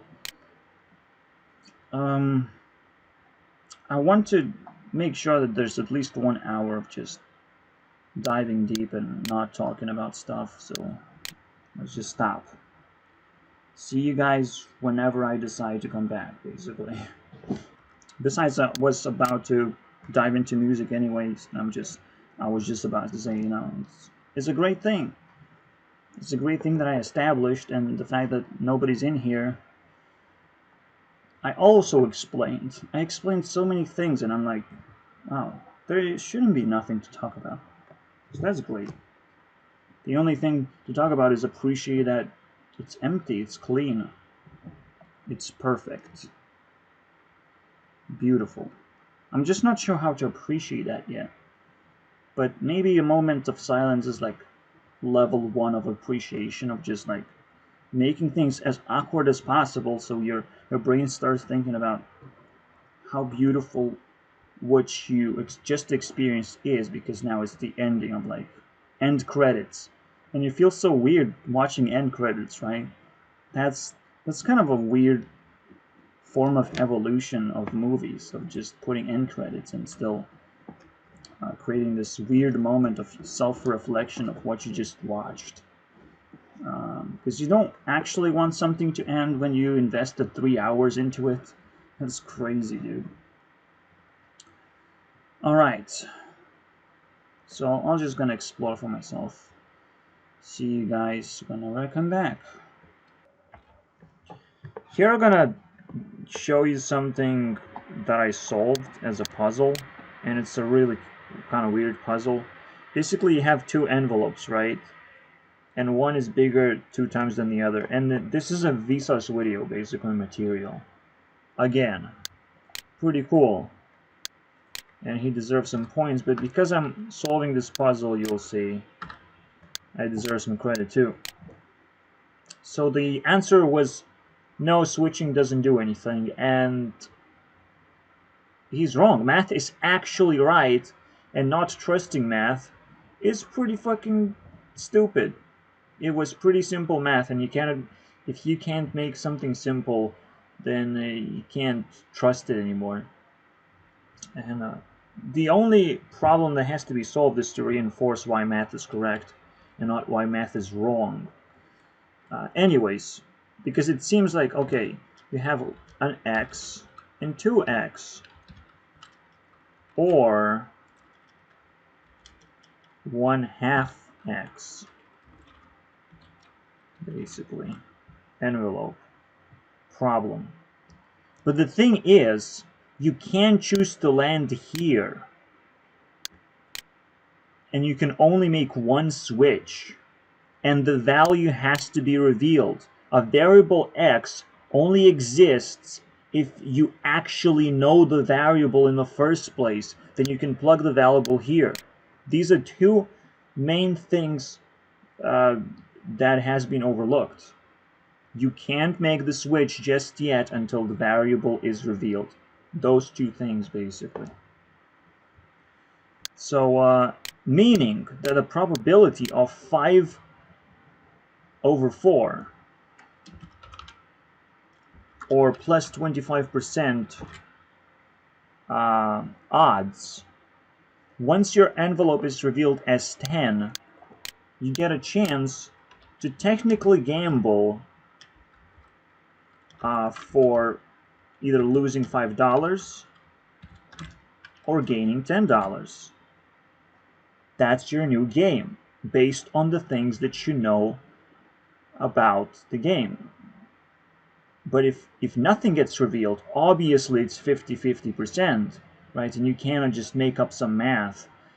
If the variable is completely unknown, it can't actually exist either way, because it's going to exist on both envelopes at the same time. That's what a Schrodinger's cat actually is if you don't know it, don't fucking speculate either, right? Don't speculate that you can come up with some kind of equation that's going to solve anything. Well, you don't. You can't actually touch the variable that's unknown, but it is true. The odds are simply better. And it's really fun to see a video that kind of fails, because it's not him that failed, it's his research that failed, and potentially the problem has been unsolved for a very long time for no good reason. Instead, they just invented a bunch of math that contains just kind of unsolves the problem, basically, of like, but I know what the variable is, but then the math, you don't know what the variable is. If you look at it from that perspective, you see, the problem with math is that math will never actually tell you what it's talking about. It is just going to give you a result, but it's never going to give you the logic behind it, and never going to explain exactly what's going on.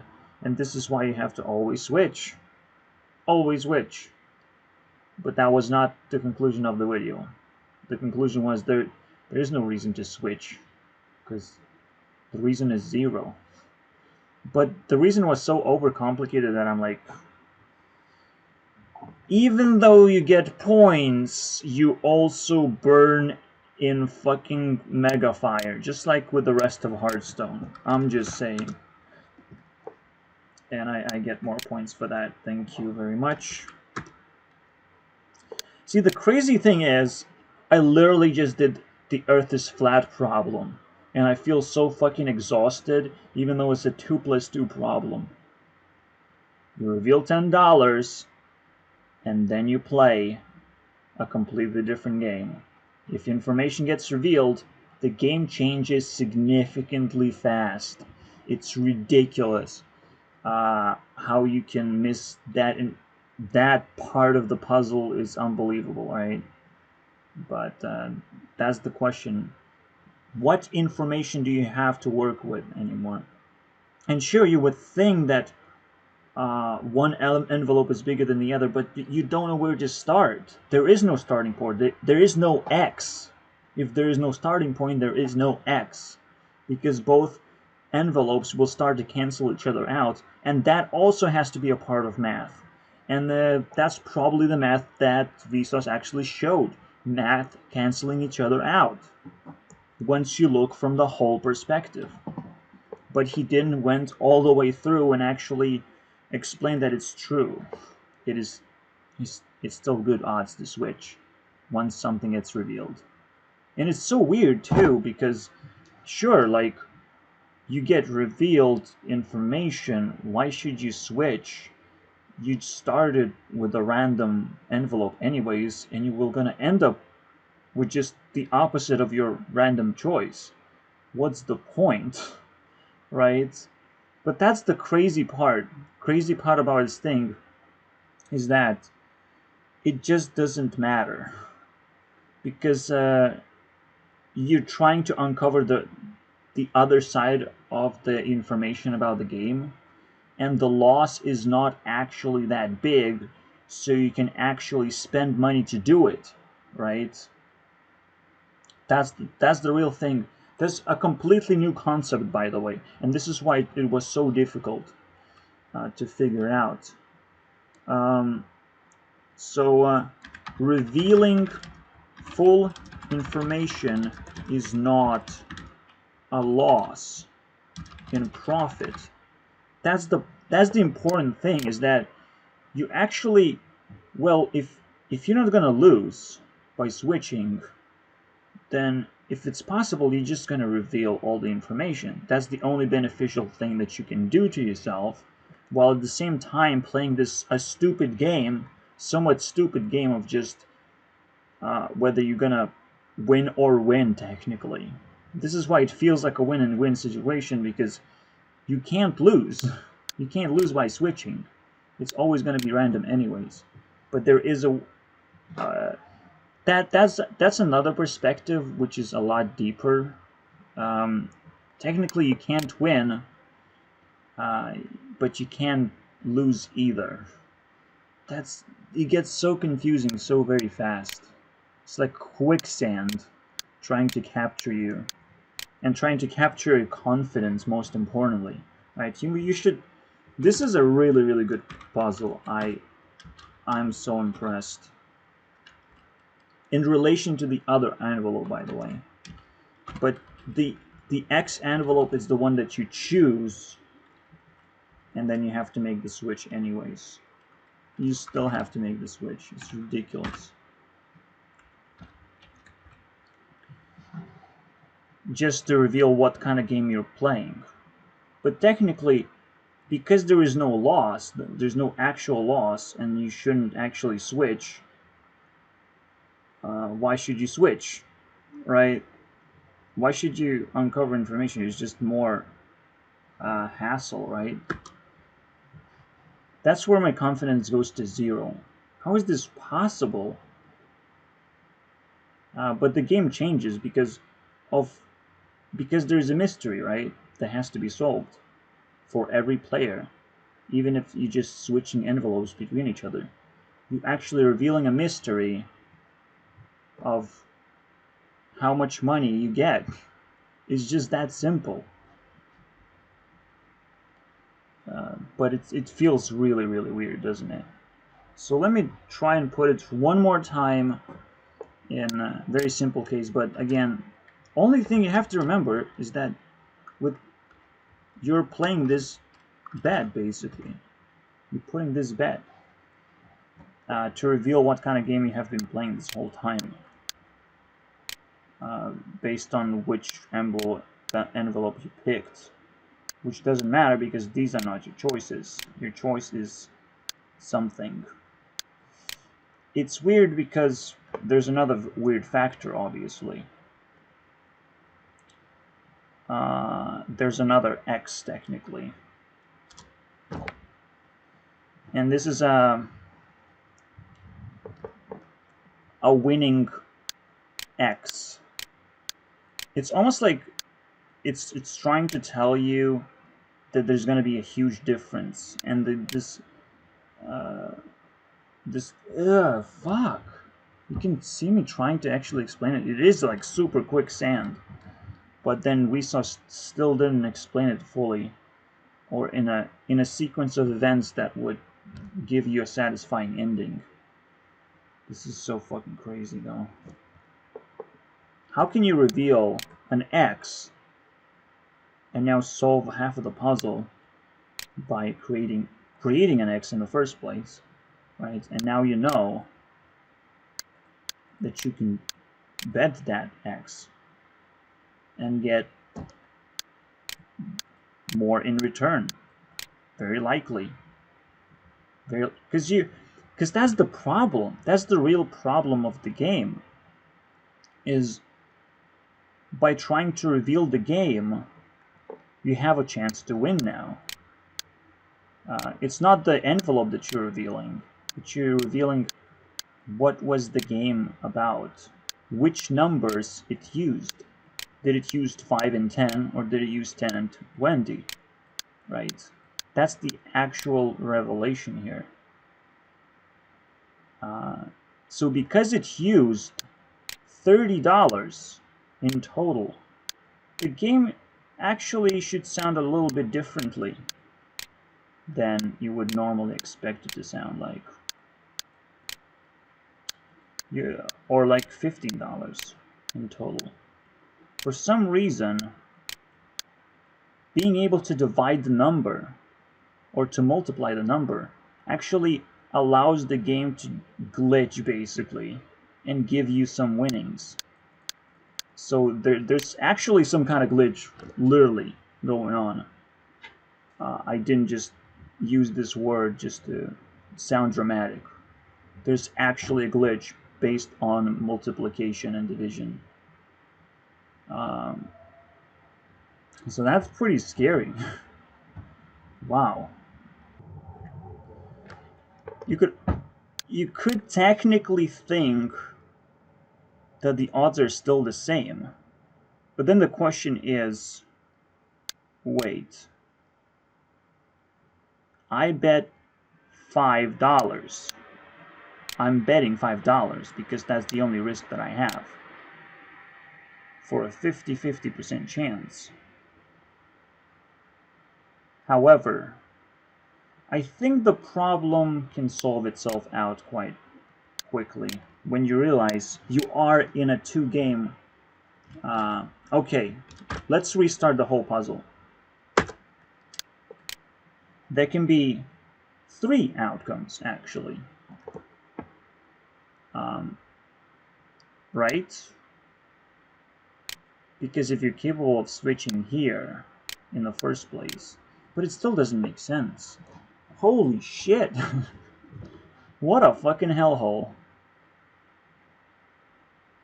But it's probably normally because, you know, I tend to take the most logical approach, the one that first makes sense, and it does make sense that you always win by switching, but only after you reveal the envelope. Right? You have a chance. You have a very high chance to win once you reveal the envelope. If you don't reveal the envelope, you can start anywhere on 2x or on x. You can start anywhere. But the real problem is that technically you have the same odds as well of 1/2 x of where you actually land. That's the scary part. This is why I said there are 3 choices, but technically there is just a weird choice of 1.5 x on each envelope before you reveal it. Each envelope is 1.5 x. This is why you don't win. You actually might even lose. But that's also not how the game works, right? So if it's 1.5 x on both sides, because you will need 3 x's in total, okay? So after I reveal the first envelope,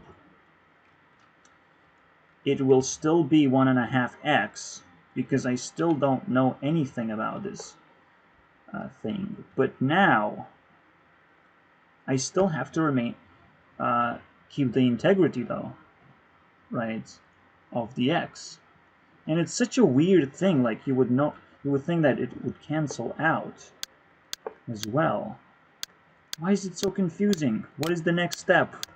Holy fucking shit. So you reveal it.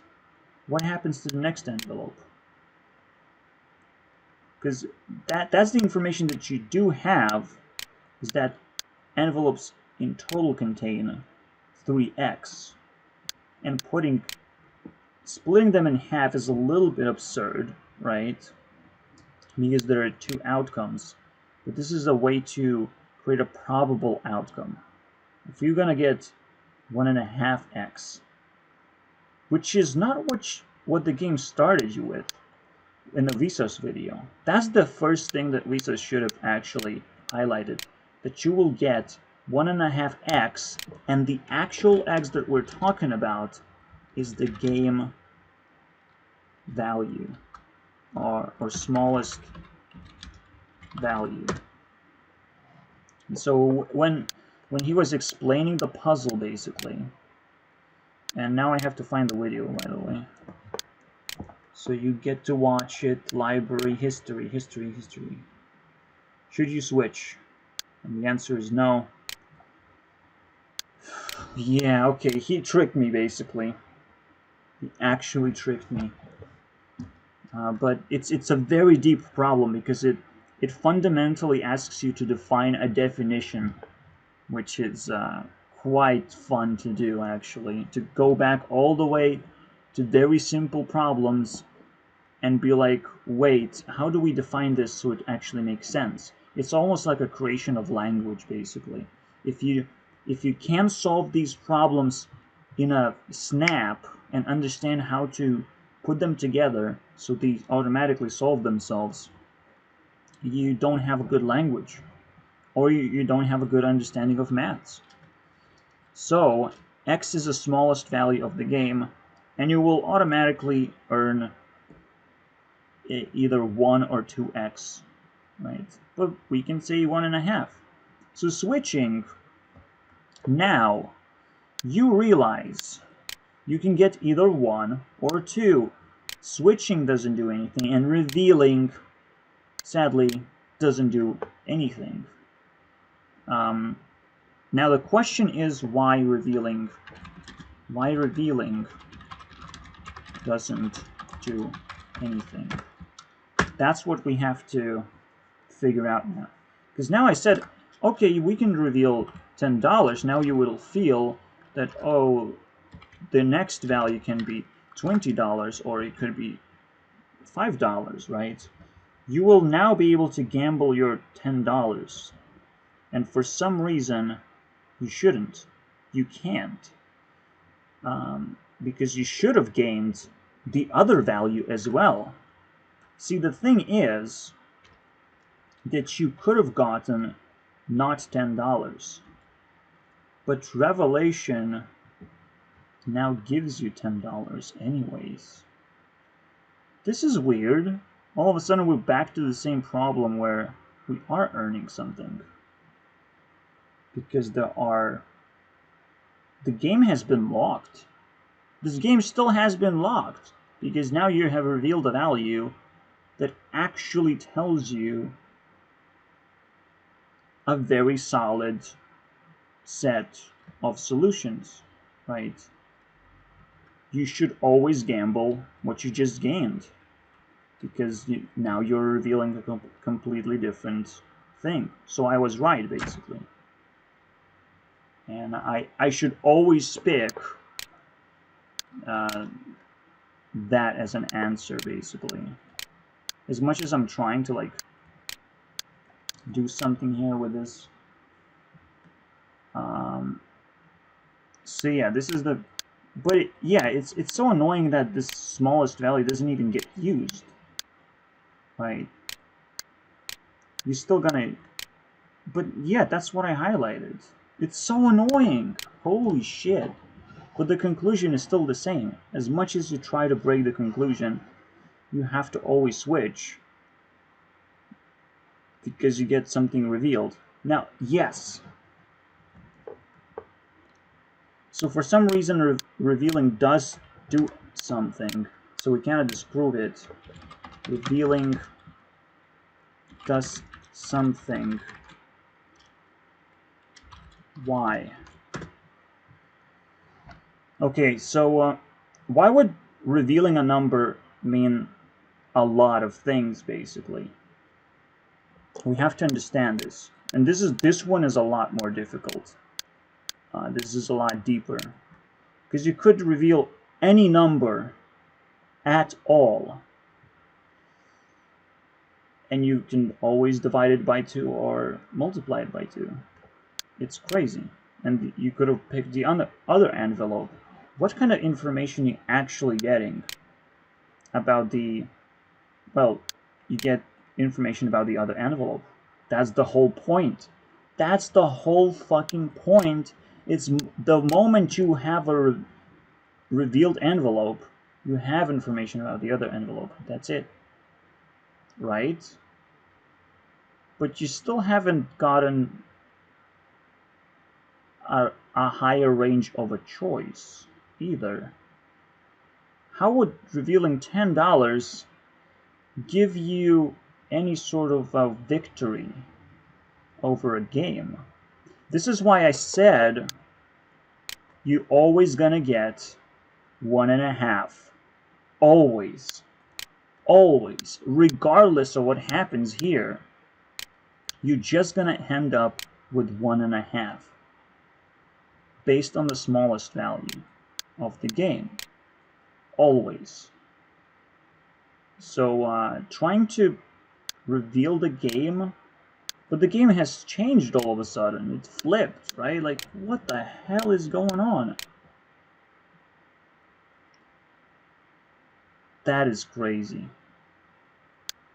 What the fuck? I might need like an hour to just figure this out. Why? Why can't my brain function anymore? And it keeps on saying, you have to change. Well, you have to change.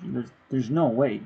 Yes, you end up with a value, but you still will not know which game you're playing.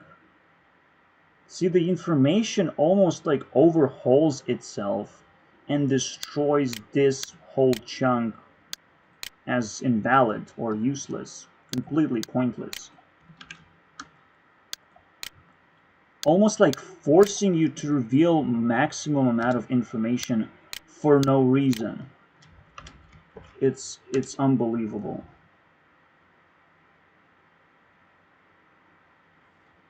But you can say, yeah, this is not. Again, this equation only works when you reveal it. This equation works when you don't reveal it.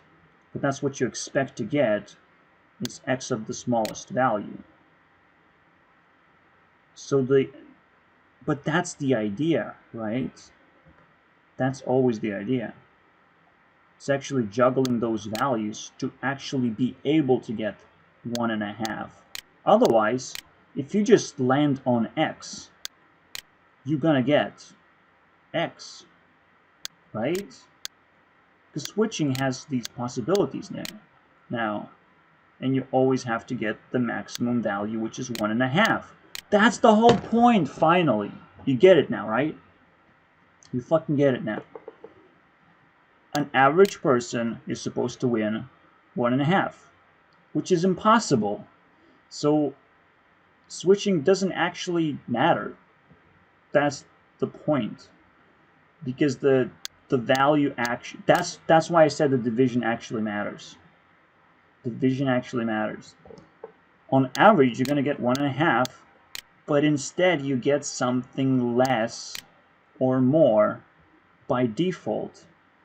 So you have to always switch to keep on, but there's, okay.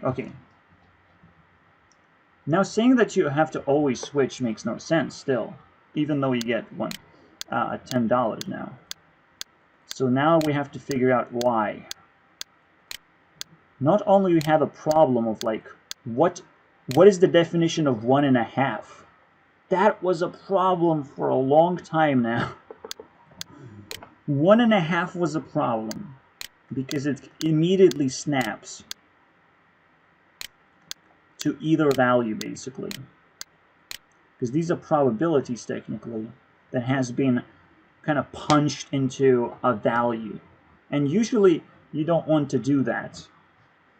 Just by definition, you don't want to punch a value in there, because just like once you reveal the game, it's like aha moment, right? This was the game, but you only had the chance to land on 5 or 10, right? But when the 20 gets revealed, well, you only had a chance to land on 20 or 10. But my question is like, wait, but you're still in between two numbers that you can travel now. And for you, getting $10 is more valuable than just what you're gambling about is a division. This is why you're still getting 1.5x. Wow. This is such a long story. Oh my god. And it's Lisa's video is still wrong. I'm still right. But it takes so long to fucking penetrate this shit. Oh my god. So here's the full story. The simple solution is completely right. You can still, you know, get 1.5x because that's what you're supposed to get as a player.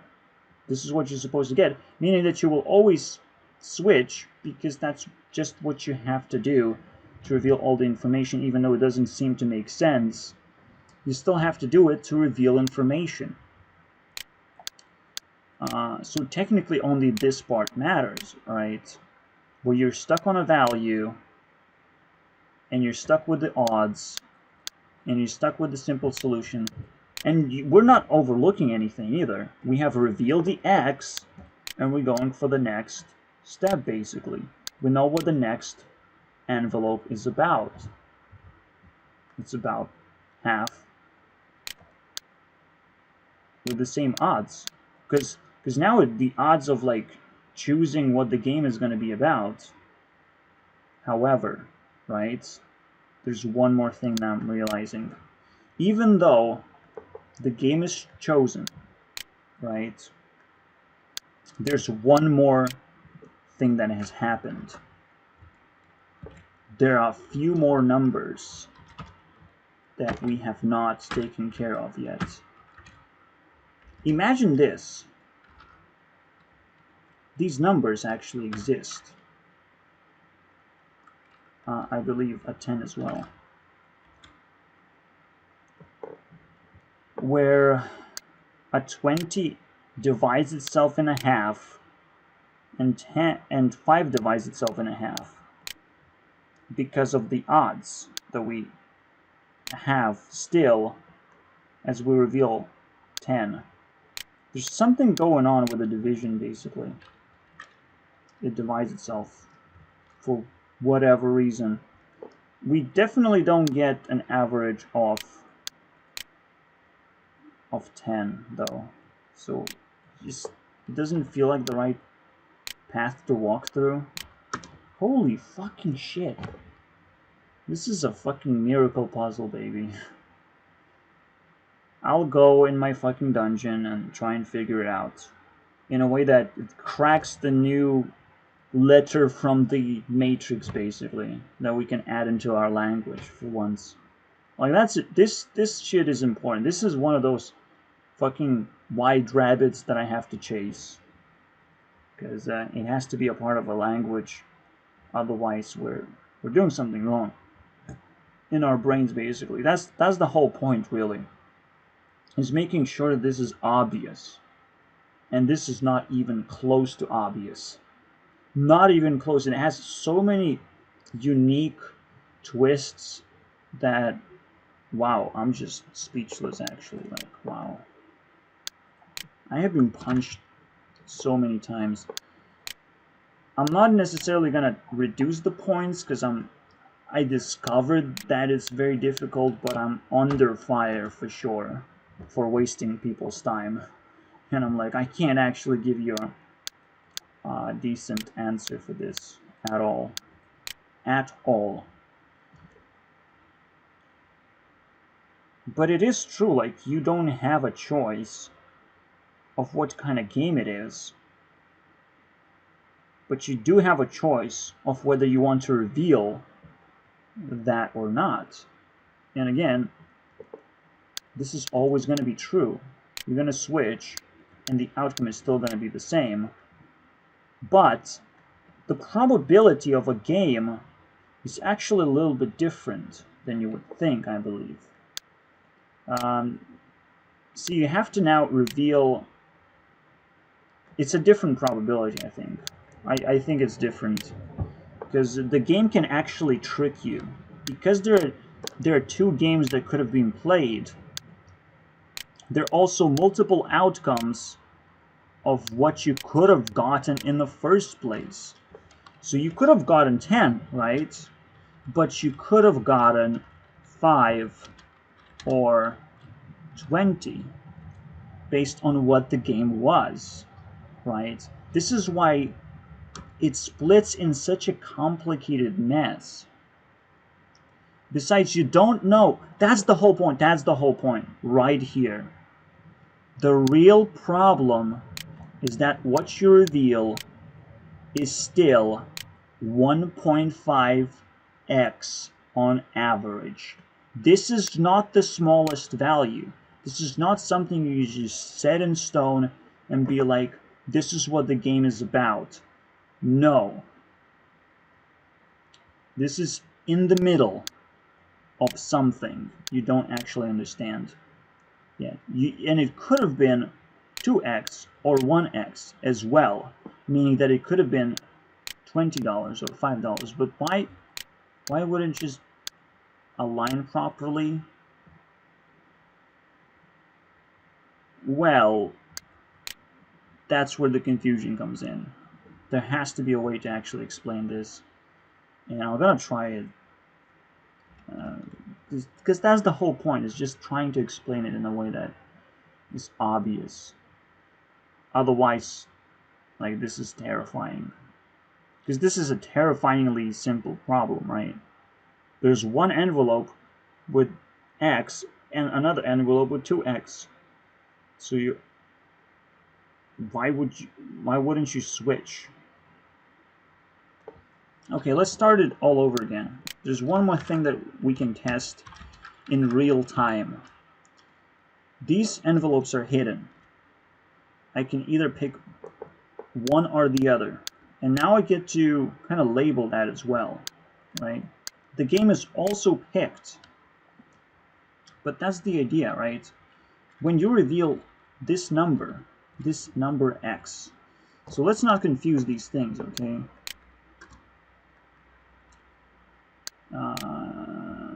Let's do y now, and this is the smallest value.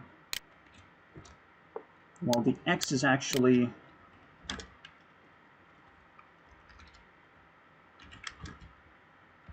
the revealed value. We have to disprove this method, basically. The idea that this is 2x or half an x, because we have a revealed value, but we still don't know the game, right? And the problem is that there's one more thing that did not get revealed. We still don't know. Well, we still know, actually. It's so ridiculous. It's so ridiculous, man. Wow. Just amazing. I want to fucking solve. Now, I have so much respect for Vsauce all of a sudden. I can't even fucking imagine. There's one way to do this, obviously. I put them on fire, I'll just remove the fire, but that's how I feel. Like, I don't feel this problem actually got enough credit for what it's worth. It was just kind of hyped up mess, but like, this is deeper than you would think. Holy fucking shit. Just completely destroys me. And that there shouldn't be a problem that confuses you to hell, basically. Again, as I say, you have to have a language that explains things very easily, unpacks things. You know the instructions, what to follow, how to go from one thing to the other thing, and to not look at the problem as a problem anymore. So let's start cracking, basically. Holy shit, I'll need pen and paper for this one at this point. I fucking got it. I'm so retarded, by the way. And I'm sure I'm gonna be able to explain why. Holy shit! That was fucking badass. Holy shit, I went all the wrong ways, basically. Because there was one missing piece that could fuck you up so badly. It's like literally a tree in the middle of a fucking road. So here it is. Here's a simple fucking solution. Or is it? See, even... Fuck, you know? Okay. Okay. Wow! I can't stop fucking it up. This is amazing. Alright. I have $10 now, right? So I can invest $5. That's the whole... I get... that's... It's gonna work, okay? Here's what I can do with $5 now. I can invest $5 to either get $10 back. Here's my possibilities. So here's how you do it. Invest $5 to get $10 back, or lose $5. Meaning that it's a simple gamble. It's a very, very simple gamble that everyone knows how to solve, right? And it's a simple one envelope and 2x or half an x, just like a title of the problem, right? What is the problem? This is the problem, right? I picked an envelope, I revealed it, I revealed $10. So the computer now says to me, well, if you invest $5, you will get $10 back, or you will lose $5. That's it. That's how you have to read it. But holy fucking shit, what was I thinking now? The question is not that it's obviously wrong to try and switch, because now you're just gambling. That's all you're doing, you're just gambling. Which is a perfect gamble, meaning that the odds are against you. You're against the odds, the perfect odds of winning or losing. Meaning that you shouldn't pick, because it's a waste of time. That's it. But that's what you have to understand, is that you don't just end up with a 5 or a 20. You're actually investing your money to end up with a 5 or 20. It's not... Yes, you would think like, yeah, I'm investing $10, but then I get $20 back. No, you win $10, right? After investing $5, because that's the risk. That's the main risk. So for this puzzle, you need to understand the gambling basics. This keyword right here, this is what you have to understand. What investing is. Investing means that you lose investment. You can lose your investment completely or get something in return. And what you get in return must be bigger than the loss, right? But technically, because you invested $5, you get $5 back, along with your investment, right? But you can also lose your investment and lose $5. So earn $5 or lose $5.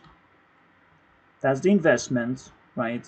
So you pretend like, oh, I have $15 now, but instead you get to lose. I mean, no. I have to put it like properly, right? You have $10, you invest 5, you can earn 5 and end up to not only get your investment back, but your earnings back. But otherwise, you will lose your investment. But it's all fair because you earn or lose $5. Now, I know it sounds complicated, but there's a way to simplify it and actually add it to your brain once you recognize other problems in a similar type. So it's always going to be complicated, but only because this is a new letter in an alphabet. It's always going to feel weird until it's used in enough times, right? It's always going to be an A without an apple. That's how it's supposed to feel like. But yeah, I feel like, yeah, you invest and you get to earn or lose,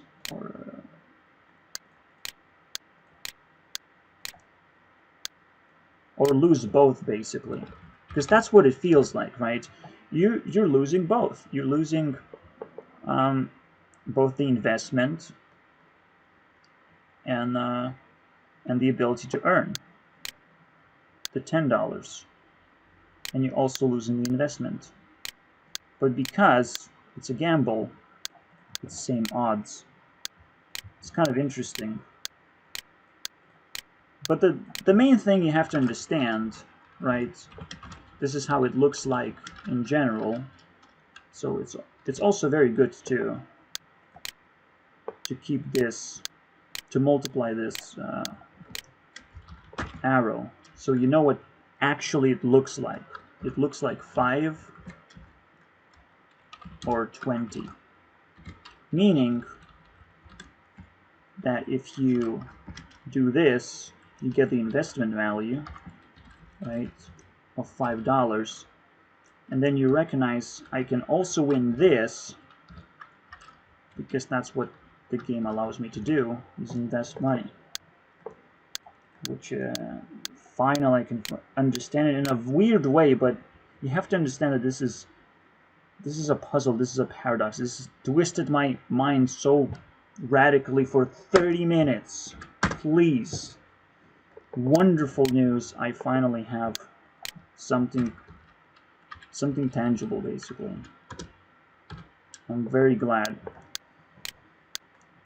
An investment, thank God. Why did I go into panic mode? Technically, you would think that, yeah, you would invest $5. Why am I getting $10 back? Or why the investment stacks on top of itself? What the fuck is happening?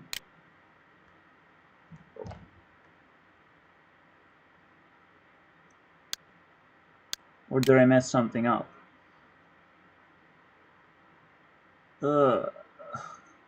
What? Like, you would think like this is a typical gamble position, but it's not, because you look at the outcomes and you think that you are, well, just, but that's the thing, right? If you are gambling your entirety actually, so it's actually a little bit different and even more complicated. It's actually even more complicated. Wow. On one side, you're investing $5 and losing anyways. So basically you lose, or you win double the amount. But it's just a win of 2x. And it doesn't matter, because somehow the outcome is still the same. I need even more time apparently. I don't understand this at all, man. What the fuck? I even dropped my my letter. My letter called invest. What is happening, guys? Man, this is the worst. You know what the outcomes are, and the outcomes are equally the same because it's based on the randomness of you get a letter, you reveal a number basically, and it says somehow there's a problem there, right? Let me fucking check again. What the hell is going on? Okay, I see now. I see.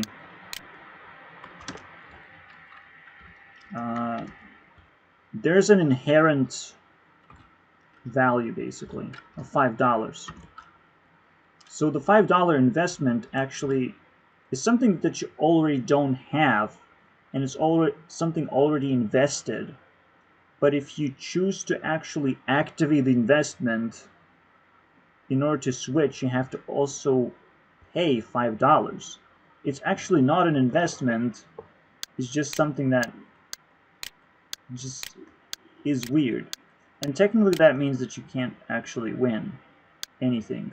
But switching should still be valuable simply because you're gonna reveal the cards that have been dealt to you. I mean, it's just generally valuable just because then you get to know the person and what the person is up to. And you will get to tell another person what the inherent value of the game is most likely to be, what they could expect. So it's a game that ruins itself very, very quickly, and I just have to figure out for a few more minutes how do I explain the investment that already exists, which is why it seems that you're winning when actually this investment that's in the middle, it's like a $15 thing.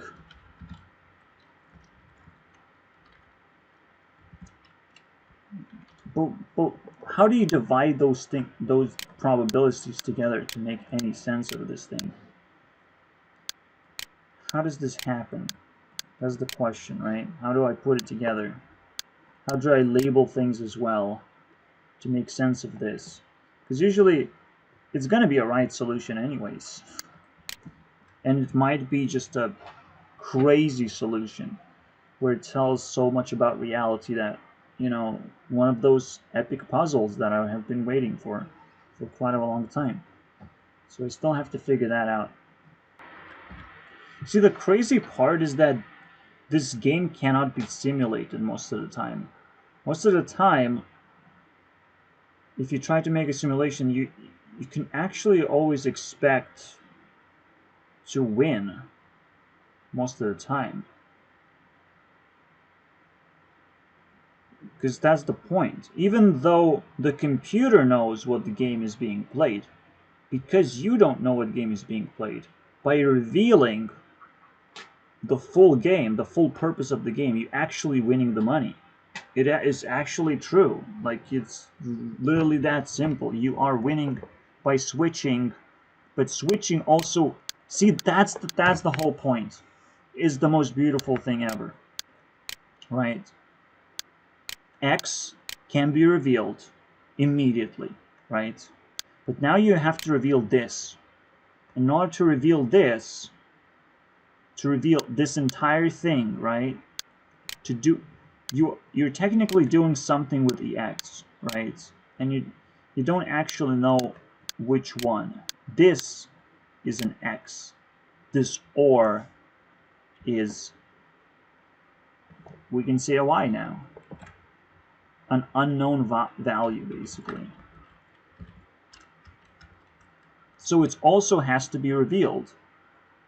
But now, revealing this is not just going to give you some kind of random value, it's actually going to reveal the nature of the game and also reward you because you should have done that for weird reasons. And that's the question, like, why? How How should it reward you when you just pick that random? But, and how does revealing something allows you to move forward and invest $5? Because now, okay, if we have this revealed, right, we now know that the inherent value is $5, and the real equation is actually $5 turning into $0 or $15. That's the real equation, and the chances are still 50-50. The only problem that I see is that I feel that because you already made a choice, a 50-50 choice, that has to do, that does something basically. A 50-50 choice actually does something, and that's scary for me. Because the real idea is how do you put logic together and not how you put math together. Is how do you see this problem from a logical point of view, from a gambling point of view or whatever, to the point where it makes sense. That is just a simple gamble of just win or loss regardless of the same equivalent. But it has to be exactly the same equivalent, and it's not. Right? The outcome is going to be so different because what you're doing with your x is you're potentially either dividing it by 2 or multiplying it by 2. But what actually is going on is you're adding another x while you're just taking out half of the x here. Like, this is definitely a win. And it creates this situation because you have revealed your number. But technically, I believe there's something going on even deeper than that. After you reveal the number, the problem becomes that initially, even though we get this equation, right, and the y would solve everything, after we know what the y is, we know the entire thing, right? So the or and x exist, but there's also another variable that I said was 1.5, right? And 1.5 z, meaning that 3z in total split in 2 envelopes. And somehow we miss, basically, after we reveal a number, we forget some kind of information inherently if we just look at the odds of winning. I believe that we forget an information that we could have already revealed at 20 if this was a 2010 game, right? And or we could have already revealed $5 if this was a $5 or $10 game. So somehow we have to again put all this information together, and if Vsauce actually did it, but yeah, Vsauce said like the exploration of this problem was that, or revelation of this problem was that you cannot actually put it together in a way that people would understand. This is where everything falls apart, however, on my side, because most of the time I am subjecting myself to these problems all the time, and I should be able to solve this easily, so fucking easily.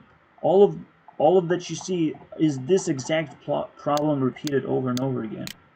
This is why it's so fucking scary to me to just allow this to slide somehow. I can be stuck on this one for days, and I will respect it fully because I know I needed to clarify as best as I can. Otherwise, I'm stuck. I usually don't like math, but when math creates a paradox like this that asks you of what happens when you move forward, what do you leave behind, right? What information do you get, and how does it alter the betting system that you get? What actually happens in the background that would allow me to say that even though I can bet $5, I'm still not gonna get much as a result, because I already lost. My idea is, and this is where I'm probably gonna end up the video trying to discuss this, is I think I inherently lost $5. I've said there's an inherent, once you reveal $10, you know there's an inherent value of $5.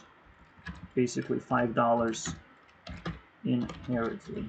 Meaning that you are always going to walk out with $5, and by revealing this number, you know the generosity of the game.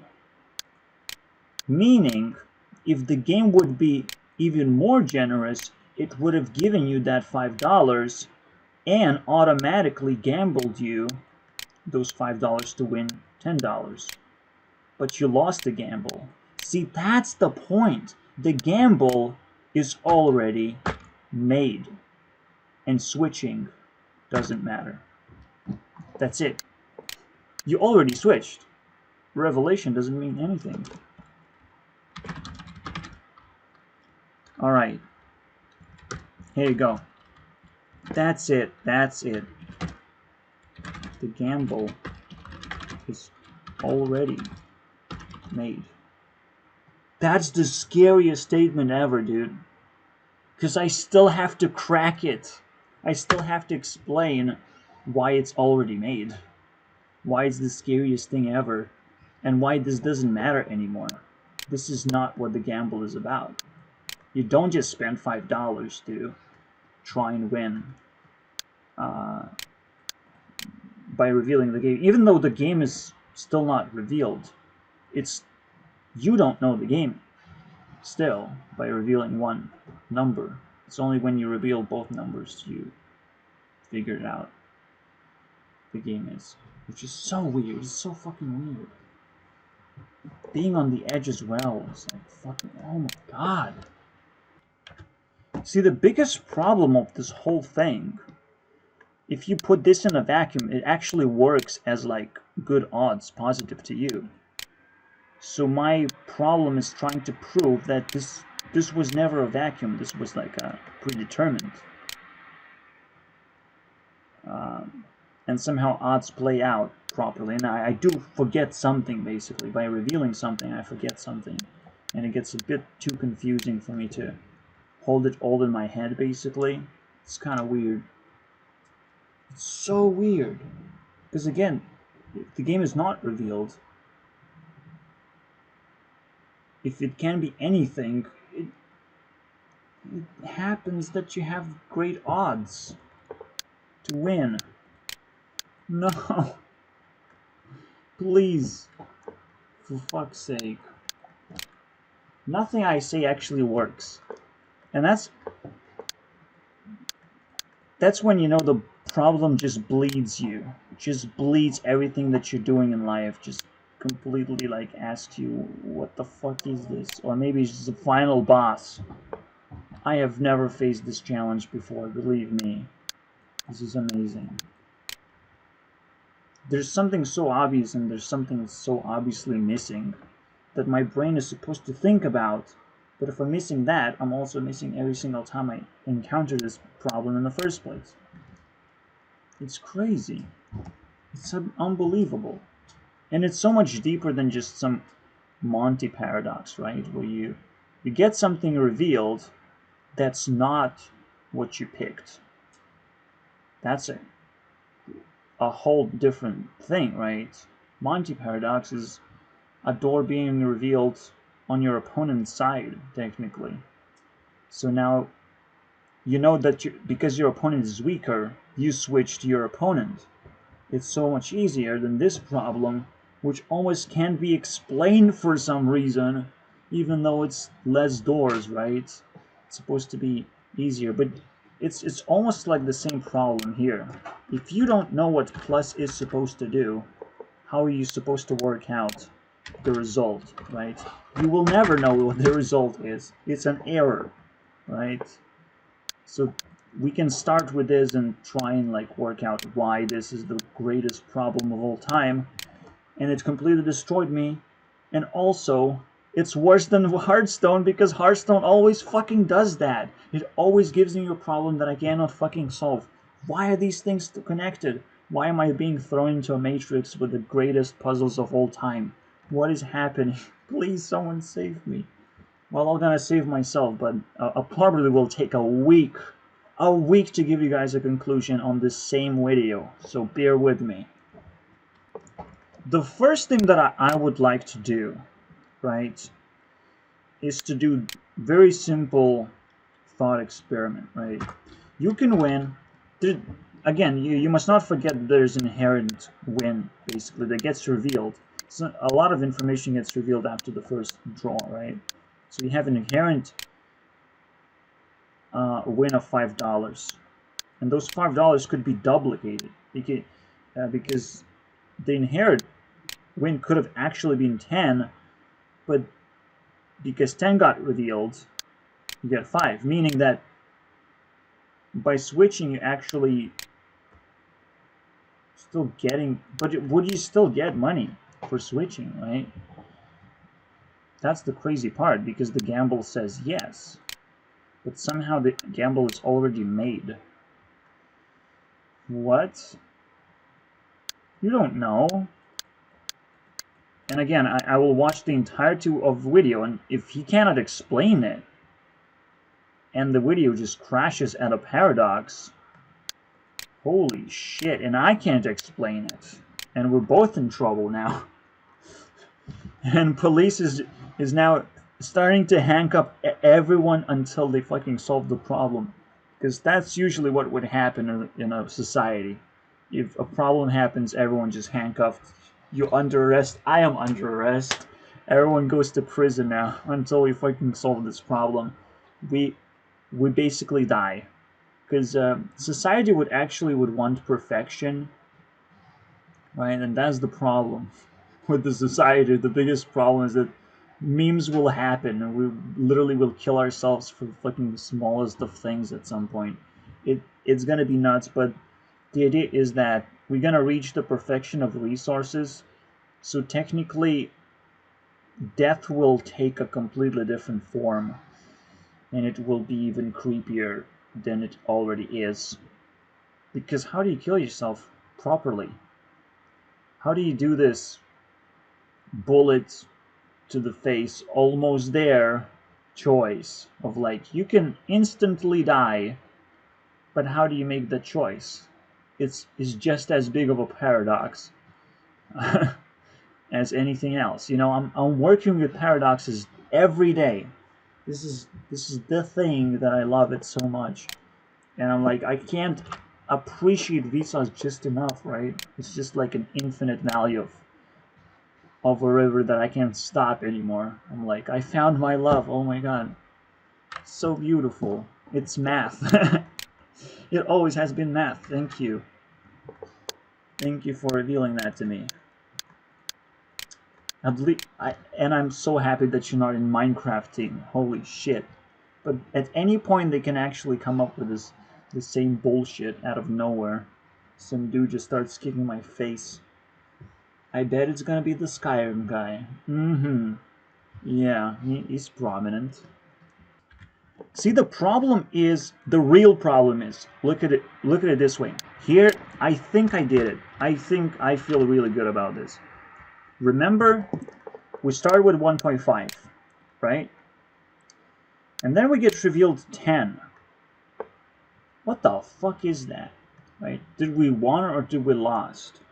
We don't know that yet. And technically switching doesn't make any sense at all. However, now we can make this calculation. And with this calculation we know we actually stuck with a weird number. It's a weird number.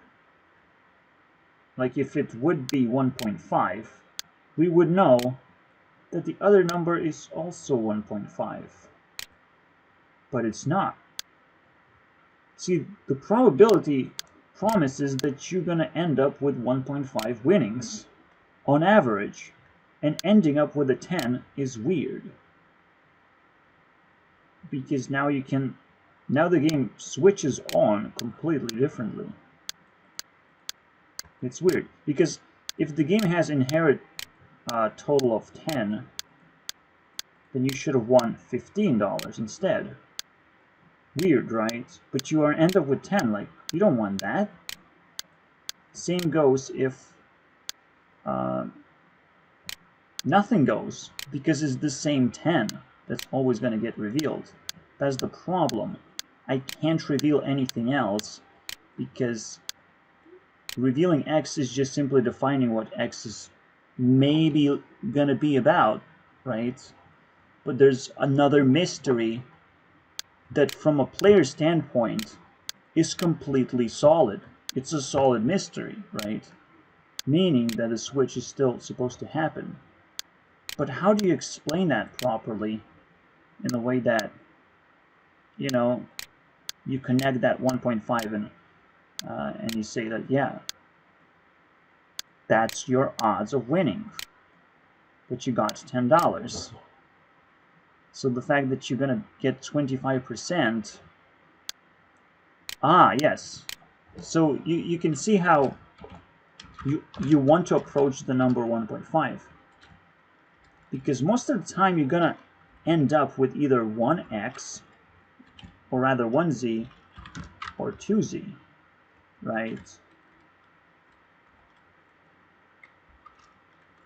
This is either 1z or 2z. You don't know. Oh, that's scary. That's why it's so scary. There's actually 4 probabilities then. Shit.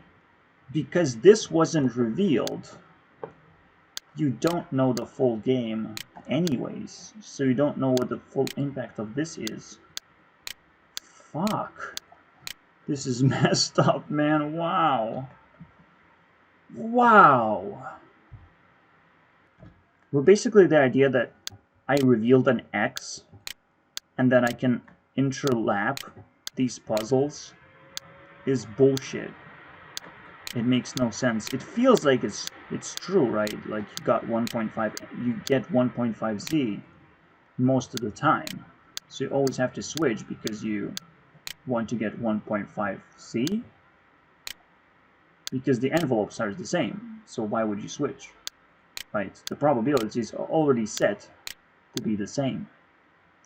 So regardless of what happens with the x, basically turning z into x is wrong, right? Because this is still 1.5z, and this is still 1.5z, which is no longer 1.5z, by the way. This is now a revealed number, right? But it's still 1.5z because you don't know. And that's it. That's it. Even if you switch, you're still going to get 1.5z. Even though you know the rules, you also know the same thing, that switching doesn't matter.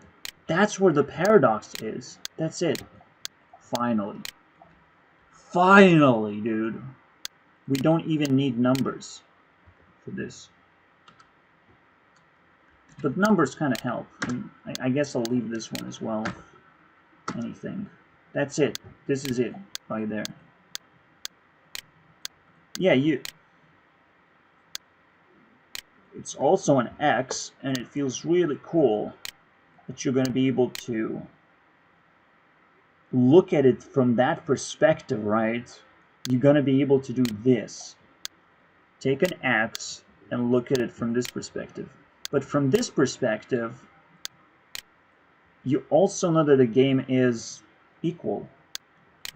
That the envelopes are technically just equal envelopes. And even revealing information is still going to reveal the same information about Z as well. And somehow you have to read this whole line of text as still the same odds with a little bit of a flavor, right? And the flavor somehow doesn't actually change anything at all. Even when you start gambling your X, basically. Somehow that's the conclusion, but I still don't, I'm not confident with it in a way that I cannot like rest easy. I know this is the answer, but I can't rest right now. The same way that in the end of the video you get the math that you kind of want to get. Please, where is it?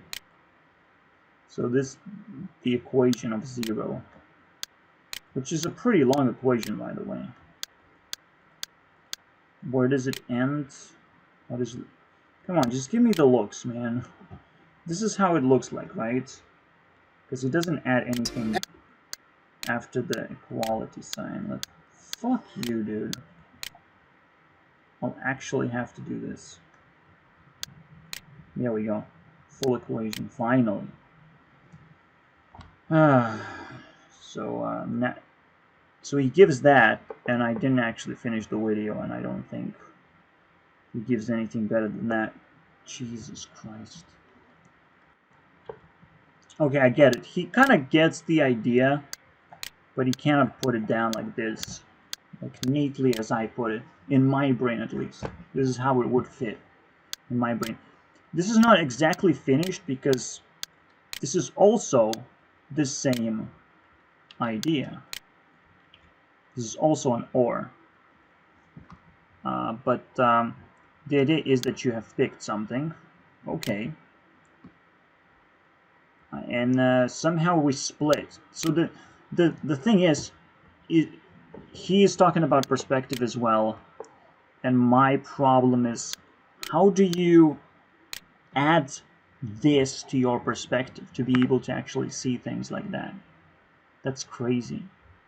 To be able to see the rule and also the outcome of switching, which is still the same, while the rule is that one is bigger than the other by 2 times. How do you do that? It seems very simple, right?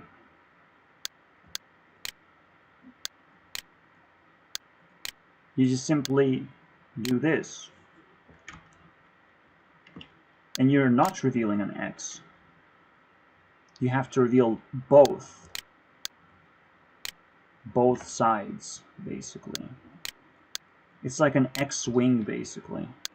Something that exists on Sudoku, right? We have to reveal both sides to understand what X is. So that's where things get very complicated. You get 1.5z, but you know the actual value, right, is an X. Either got half of an X or the actual X. Or rather, let's put it this way: 2x or X. So you either got this or that. But then the better way to do it is like, okay, maybe there is a way to kind of put it together. But I almost want to record it as well. You got this. You got this. This is one of those things that happen in my videos, basically. Is that I get stuck on a problem, and a lot of people get stuck on problems as well, very often. And until we organize things, we're gonna have this stuff. And I also will feel generic as well. Generic of all the things. And Visa's just kind of punched me in the face, set me on fire, just did all kinds of crazy things with one equation, making me feel like an absolute fucking fool. Absolutely a fool, dude. And now I'm just sitting like, what do I do now? I can't just feel bad about myself, because that's also foolish things to do. I just have to keep on moving forward as if nothing actually happened. And that might be a deeper paradox, right? No matter what happens in life, nothing actually happens. Like, what? Are you fucking kidding me? I realized another thing. I'm like, but you can still win. You can still fucking win. And I'm screaming. I can't fucking stop. My head is like, what? How is this possible? How can you win? It's the same envelope. And it's not. If you don't have a choice, you can't win. You start with no choice. You start with total randomness, but you end up with not total randomness. You end up revealing an X. The game actually progresses anyways, and you can leave 1.5Z behind. And you can actually do that. You can actually do that. It's unbelievable.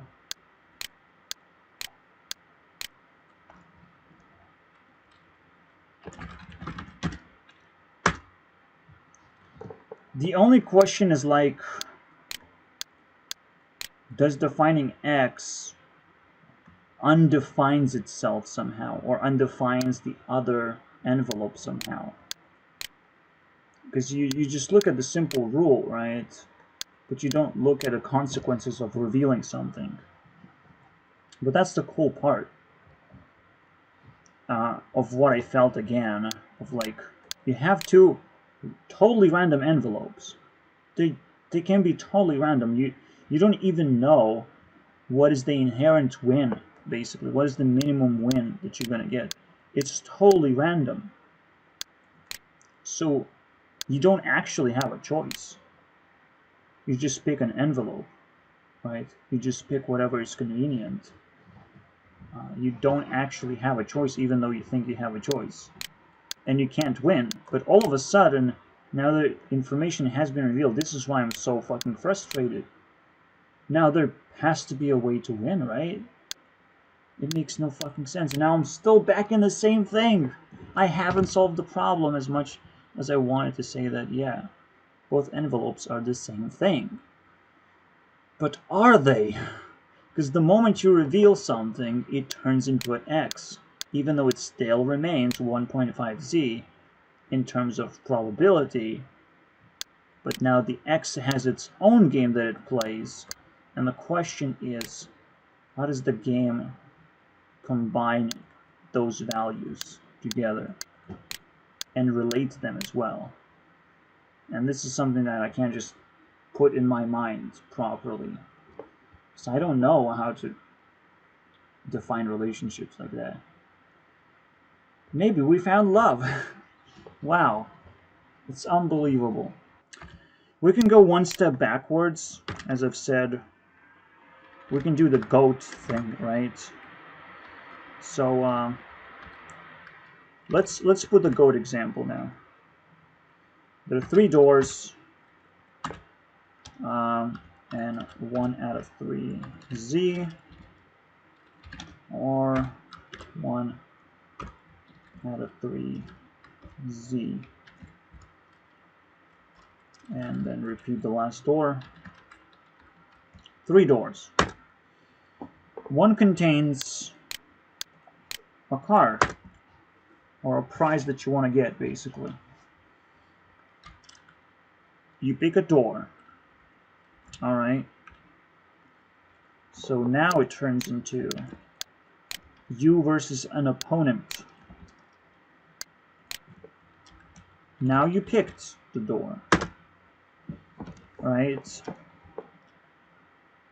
But that's the point, right? Even though it's that, your opponent would also switch. Right? That's kind of crazy. I don't think it's going to explain itself, but I want to just show the language of how it would look like, right? The opponent has 2 and 3. But now it has to reveal 1 dead card, changing the odds somehow. And how do the odds change? Why do you... Well, Oh, yeah. It's simple, actually. It's versus, right? It's so simple. Monty Hall paradox is just so fucking simple, right? When you put it in this language. And when one card gets revealed or removed, the odds in here stay the same.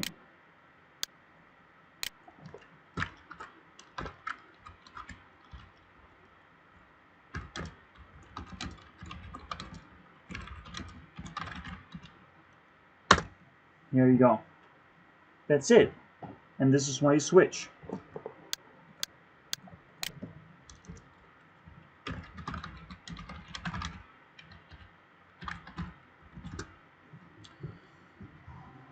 But because the z value doesn't ever change, so the actual value doesn't actually change anyways.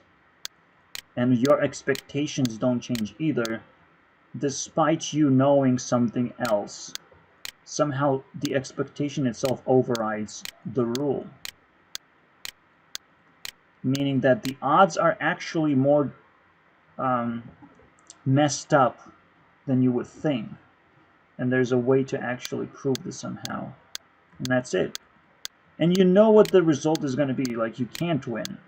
You have been picking at random. And switch is going to still be random, right? But this is where I can't just give up.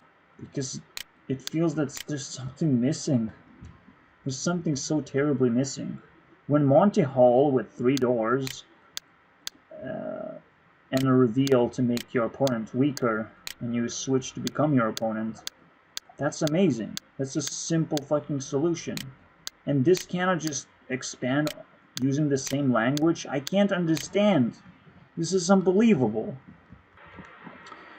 Alright. This is unbelievable. A 1 hour problem that I just gasp over, like, this is amazing, every now and then. Well, let's put it this way.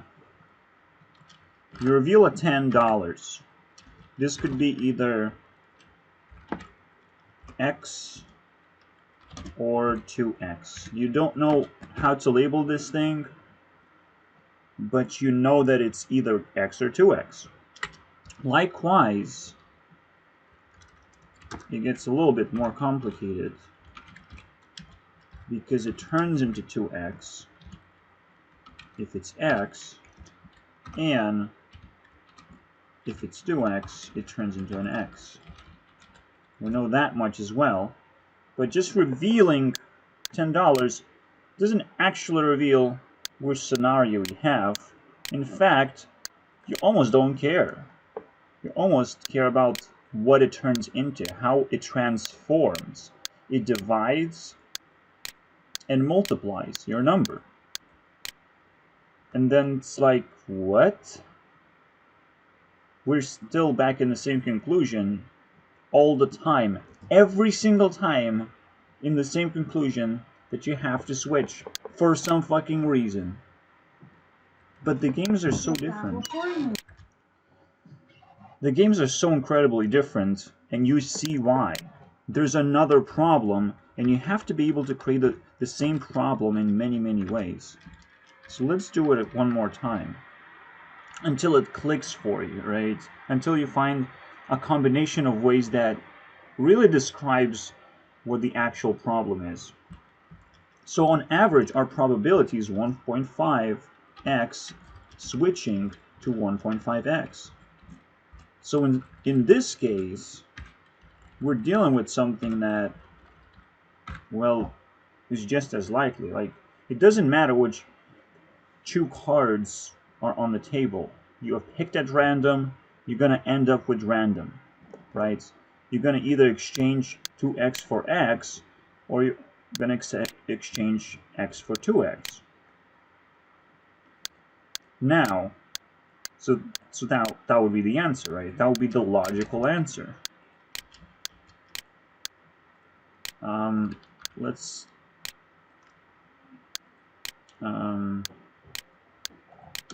do that.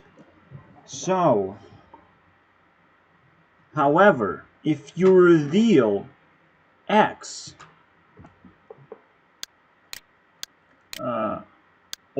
this number. Actually, then your brain gets overly confused. Then I get very confused. If you reveal the number and keep on going with the equations, weird things start falling together, right? Okay, but let's do that. You have $10 plugged in, and then you have $5. But the way that you have to solve this puzzle is you have to still remember what x actually is, right? Even though you picked 2x, you can't just nail down all the probabilities all the way down. You can't do that. What you have to do is do this, something like that, that aligns x with the axis. It's weird. Let me just take another fucking breath. But yeah, if you just take it at face value and it's like, oh, but it's the same value, like, repeat it twice. But just, yes, that's the problem. It's still gonna be 1.5x turning into 1.5x. But the values are kind of different, right? This is 2x still, and this is still an x. So that's the last step that I need to solve all the confusion behind this whole mess, right? Now that we plugged in numbers, all of a sudden there's a huge confusion out of nowhere. But technically, you will never get away with something better that's on the table. The table has a specific value, right?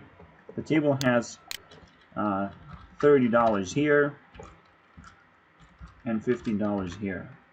It has a very specific value, and once you use that and create an equation with that, which Vsauce did, but it did not explain why it's such a simple equation, basically. It did not do that. It did not do justice, believe me. That's one thing that I am not happy for, right? And why I spent 1.5 hours trying to understand it for myself.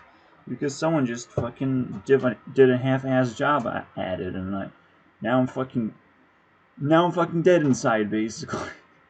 Getting myself into the same trap over and over again, and over, and keep on fucking trapping myself for no good fucking reason, because I can't fully just grasp that these are not the same arrows. I can't just batch these two things together and pretend that this is an X every single time, right? That's where it comes from, right? So yeah, this is a translation. Translated. So the one last step, let's see how to do it. However, I think the idea is that x is the smallest number, basically. And because x is different now and split apart in two, you can't necessarily figure things out anymore. It gets weird. The way that x is defined, x is the smallest number. And you can still somewhat put together what the x is the same way, somewhat recalculate everything. Because you got the bigger number, which means you got 2x, right? And here you got smaller number, which is x. It's the same thing of like defining it like 1.5z, and that will not change regardless of this rule, where you have this x and this one still unrevealed. Meaning that there's something very much established, so the uncertainty actually falls apart, right? This is still a very much better way to describe, just like with Monty Hall. It is very easy to describe something that's already established. You're switching for 1.5z. Rule is too uncertain. X turns into 2x or 0.5x. And that's still a good way to actually describe this.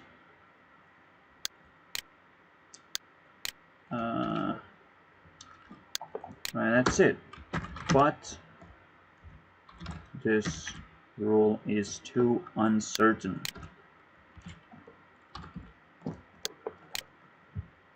And that's it. That is it. But you still have to define what uncertain is to be able to, like, tell someone what this actually is. What does this mean? Obviously, this is not x going into 2x, but at the same time it is. It splits its own value. So we have to be able to put the uncertainty and define it as this. That's what we have to do. That's the entire function, really. Even though it's like so easy to describe it as uncertain and be like, well, you have to follow this function then, because this has an or.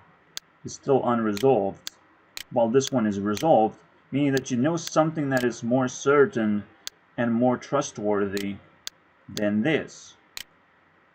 And this somehow becomes a trap. This is so fucking rich of fucking insanity. I love this, okay? Beautiful. So somehow, when you reveal this number, even though you know the odds are your favor, maybe you don't know why to switch. And all of a sudden, because you don't know why to switch, this little y thing will completely destroy your abilities to win more, basically. Because it's not about what you get in the end, but whether you won more or less, which is impossible, right? There is no reason why to switch. You're always going to get 1.5 on average. And the idea is that it's still confusing. It's still confusing. As much as I'm trying to do this, I can't. But I'm like, okay, I'm gonna put tokens. I'm gonna now play with tokens. I have 4 tokens basically. And the problem is, if I reveal what the token is, the next token actually changes in value significantly, right? All of a sudden, the next token, of course, now you know what the next token is going to be. The same way, by revealing this x, you know what the other values are going to be. All of a sudden. You know. And the only thing you have to figure out is whether those values have 50% chance to occur. Exactly 50% chance. So when I say this, or, there's another uncertain thing that happens. Is or 50% chance. That's what I was confused about the most.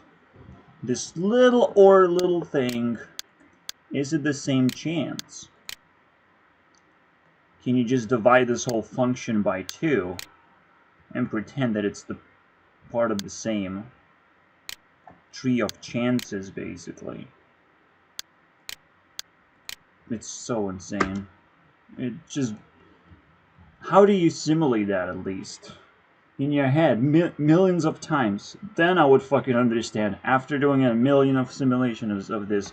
2 fucking envelopes. How do you fucking do this? How do you come bridge the more important perspective of this puzzle. Like, what is happening? Please. Yeah, you can see that this is one of those career moments where you get to be gangbanged by 5 black people or whatever. It's like, yeah, I did it, man. I did it. And I uploaded the video, dude. Here you go. I did it. Deep throat as well. Very deep. Fucking crazy. I'm literally feeling I'm getting fucked by 2 envelopes. Please. I can't breathe. This is ridiculous. See the... Oh my god. It does make sense, doesn't it? You have 1.5Z. It makes no sense to have 1.5 of anything. This is what I said, like, but it's kind of weird. Does it override the puzzle though? Because technically you see the same exact thing. It's an X that is traveling into 1.5, I mean 1.25, because it stops, it's trying to travel to 1.5, but it stops halfway. That's what you see, right? When you see this, when you divide this, it stops halfway, meaning that a switch kind of, instead of giving you 1x, it gives you a better chance you have traveled a little bit closer to the actual value that you're supposed to get, right? For some reason. There's probably a reason for that. And none of this actually matters, and all of a sudden everything else explodes. It's like explosions everywhere too. Are you kidding me? Mathematical insanity. Wow. Yeah, okay, and the reason for that is, like, yeah, again, inherently you're supposed to get this much, right? You're supposed to get that inherently. Now the x is still kind of weird. What is the relationship with the x and z is still uncertain as well. And you would rather pick a more certain solution, and it's like switching doesn't supposed to matter, but it does. Somehow switching does matter. Most of the time you're gonna land on the middle side, revealing you a 10, and you will pretend that it's a middle, that it's an x, and that the other results are divisional or multiplication, because now you revealed something. You know something about the game, actually. You actually do. You actually know what the other 2 values are going to be. And that it's still a 50-50 chance for them to happen. That's how crazy it is, right? But one switch cannot turn your x into 1.5x, what is the inherent value of your both x's combined, right? Both values combined, which is 1x and 2x. This is your actual value. This is what x represents, meaning that 1.5z is x.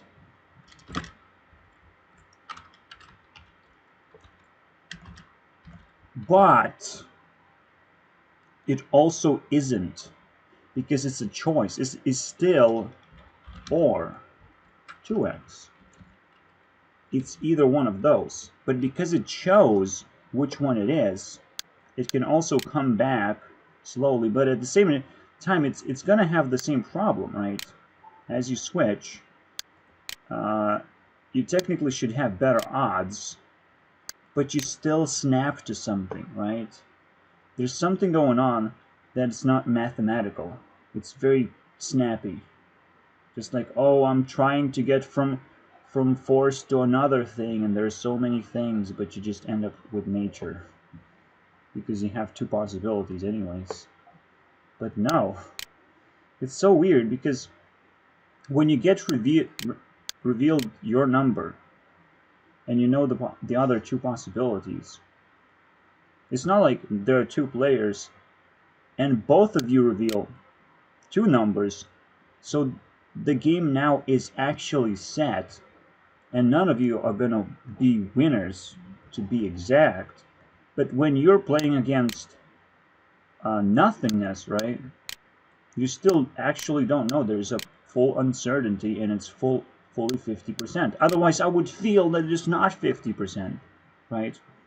So the technical part is understanding how generous is your game actually being, right? Whether you're playing a more generous game or less generous game. And the difference between those games is ridiculously cool, which actually allows you to get those weird odds and actually place a bet successfully after your number gets revealed. But why though? Why? How is this possible?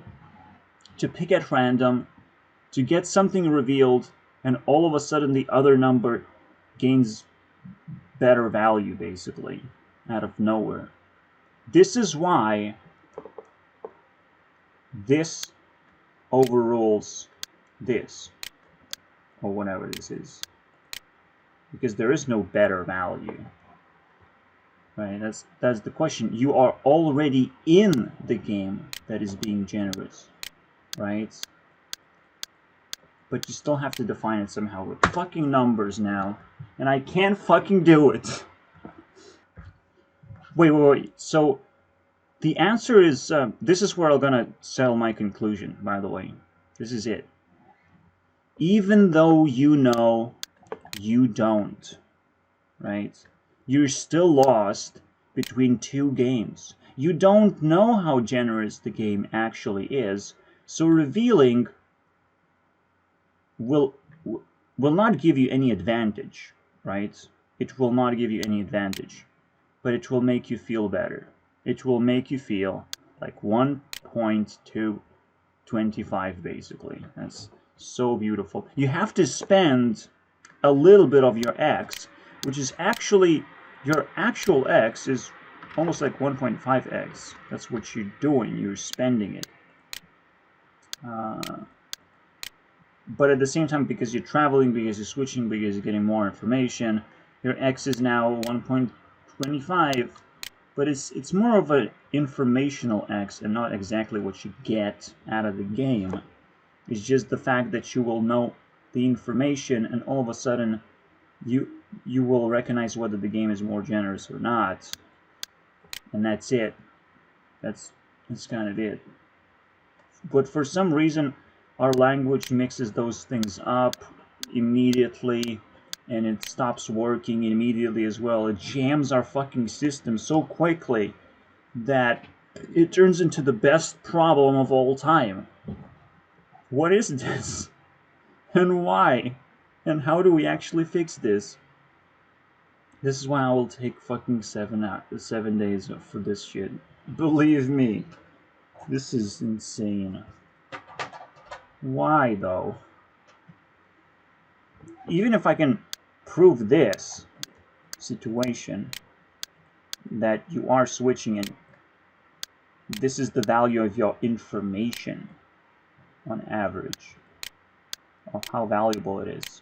Because if you switch now, your information is so valuable, you're almost like getting 3x, but you're not, right? You're actually getting 1.5, but you're not, because you're getting the average of those two values, because you made the choice. You can't make the choice in the middle. You had to jump over, and somehow that still gives you a higher value most of the time. But when you jump back, you know what you're jumping back to. So there's actually no way to come back to lower information value. But you can see that. It's like, it's your perspective as well.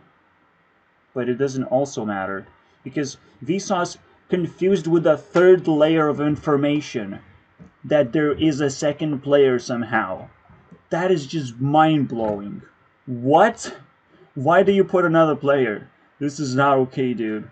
I get it that there's an opponent, okay, and technically, yeah, if you playing this and there's a second player technically that has to reveal a fucking goat, right, versus a car, versus a prize, that player is actually more vulnerable now, right? If you keep on revealing your weaknesses, well, you're vulnerable because someone is going to copycat you basically, and switch positions somehow. Okay, maybe that card still exists in real life, but I'm just making shit up at this point. Maybe you can actually do that. I mean, almost every move that I can come up with exists in real life somehow, dude. That's the craziest part. So while this game makes all the fucking senses, what is happening here? I want to do the same thing as here and be in 3 lines explain everything, but I can't. I'm so fucking sad. Yeah, you are actually winning then, because your opponent is an invisible force, right? You're not playing against yourself. If there are 2 players, you pretend that they both are good, sided to good and not evil, right? The 10 actually still does not reveal the game, and the game actually is 50-50. But this, I have to somehow prove that the game is actually 50-50 here. That both are equal odds. But they are equal. I just said you either draw X or 2X, meaning that in order to simplify this to X as well, well, it's gonna be the same thing. And you do want to do that. It's X turning into half X. We did it automatically, without even really scratching our head. Immediately. And so there are 2 odds that add up each other. So the question is like, it's not a question. You always switch. You always switch.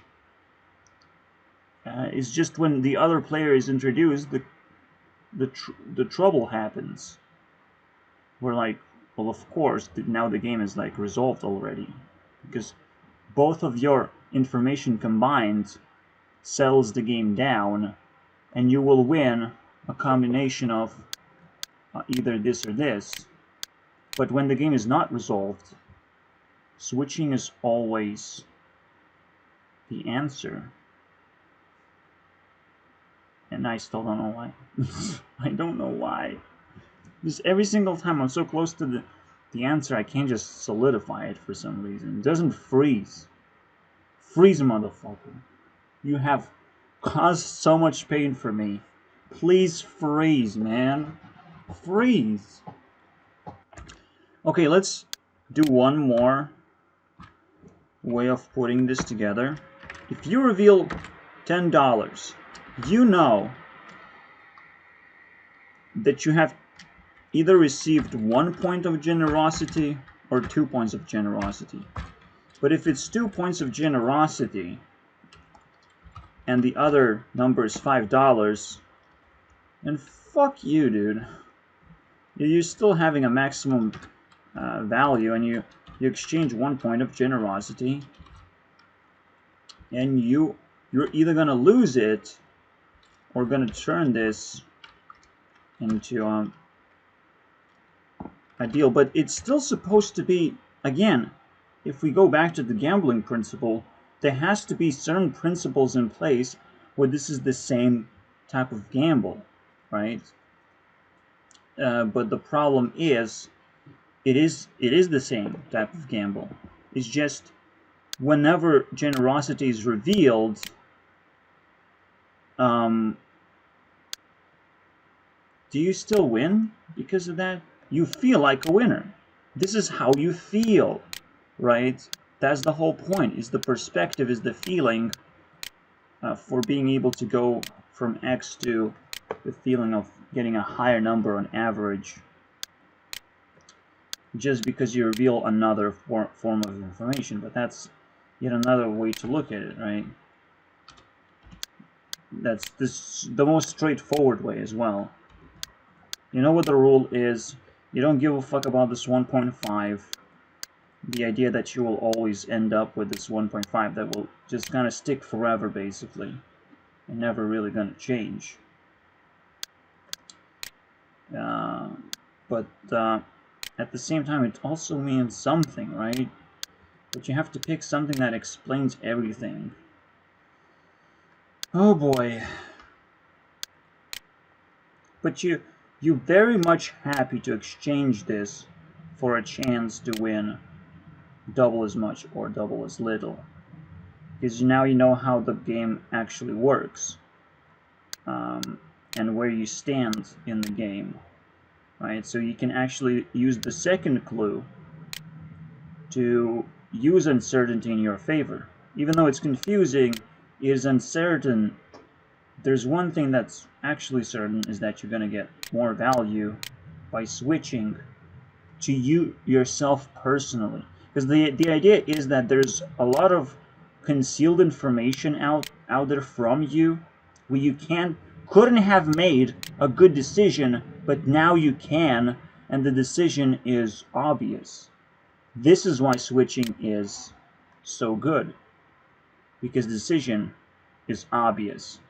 And all I have been trying to do is try to defeat the most obvious thing ever, right? It was the most obvious thing ever on the battlefield, right? You made a choice that was completely random. But now, the next choice you can make is obviously better. And that's all I have to know, I think. I want to reinforce this with something, though. Why are we in the void? This is my problem now. Right? Why are we in the void all of a sudden? With this simple thing. You still don't know which game you're playing, and the game chance is 50%. And that's all I need to prove that it's truly 50%. But there are two games. Two possible games. After you reveal a number, you know there's two possible games. And for me to, like, now I have to still go into negative space and truly prove that you picked something that reveals only two possibilities. How am I supposed to do that? Right? How am I supposed to go into a negative space of something? Just like proving that God does not exist. It's one of those situations. You can't do that. And if you can't do that, you don't feel certain. Even though it's staring right at you. It's like, that's what's going to happen. That's your next move. Do you actually know more about the game than you let yourself believe after you already reveal a number?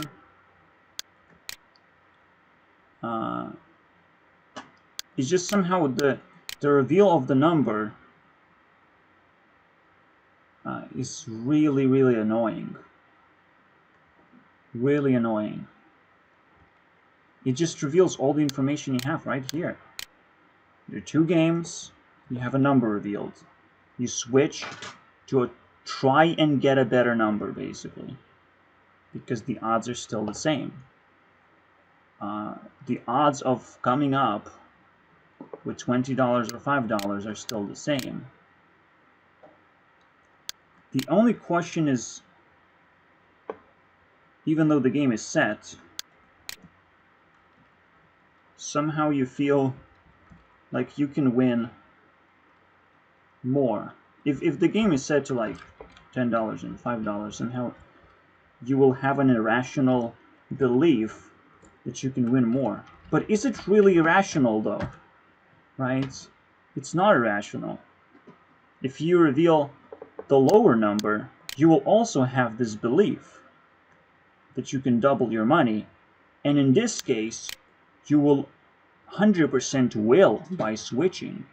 Right? But with this, you can still have exactly the same belief, and you will still most likely win, and the loss is not that big. The loss is not that big. So, is the belief that you have to really respect, basically. That's the conclusion, is that one simple line that you really have to respect, and of course it's going to turn into 3 lines when you're dealing with a 3 envelopes or whatever, and one gets revealed. So here you go. You can actually just use one line of code to understand this whole thing, but you have to wrap your head around and solidify that you in fact do win more, because it's still true. After you reveal X, this line doesn't matter actually, because this line becomes more certain, right? Once you reveal something, it actually becomes a viable way to look at the puzzle. This line, by the way, and not this one. This one doesn't matter. And you can technically put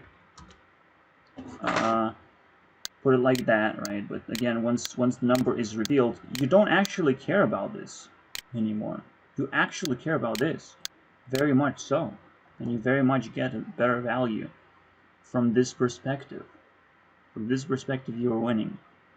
But it takes so long to fucking wrap your head around. I'm glad it's over.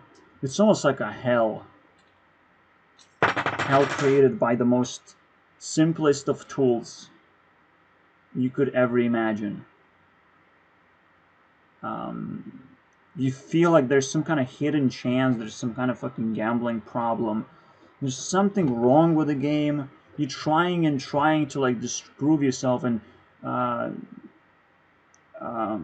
tell to yourself that what you're looking at is real. You're actually gonna win money, right? That's the whole point, really, of the game, is like whatever you choose, you're gonna win money. So you can actually win more because the game is inherently generous, right? You shouldn't pinch yourself and be like, well, this makes no sense, I'm just switching to the next envelope. But no, you have revealed an envelope. You have revealed important information, just like with the Monty paradox.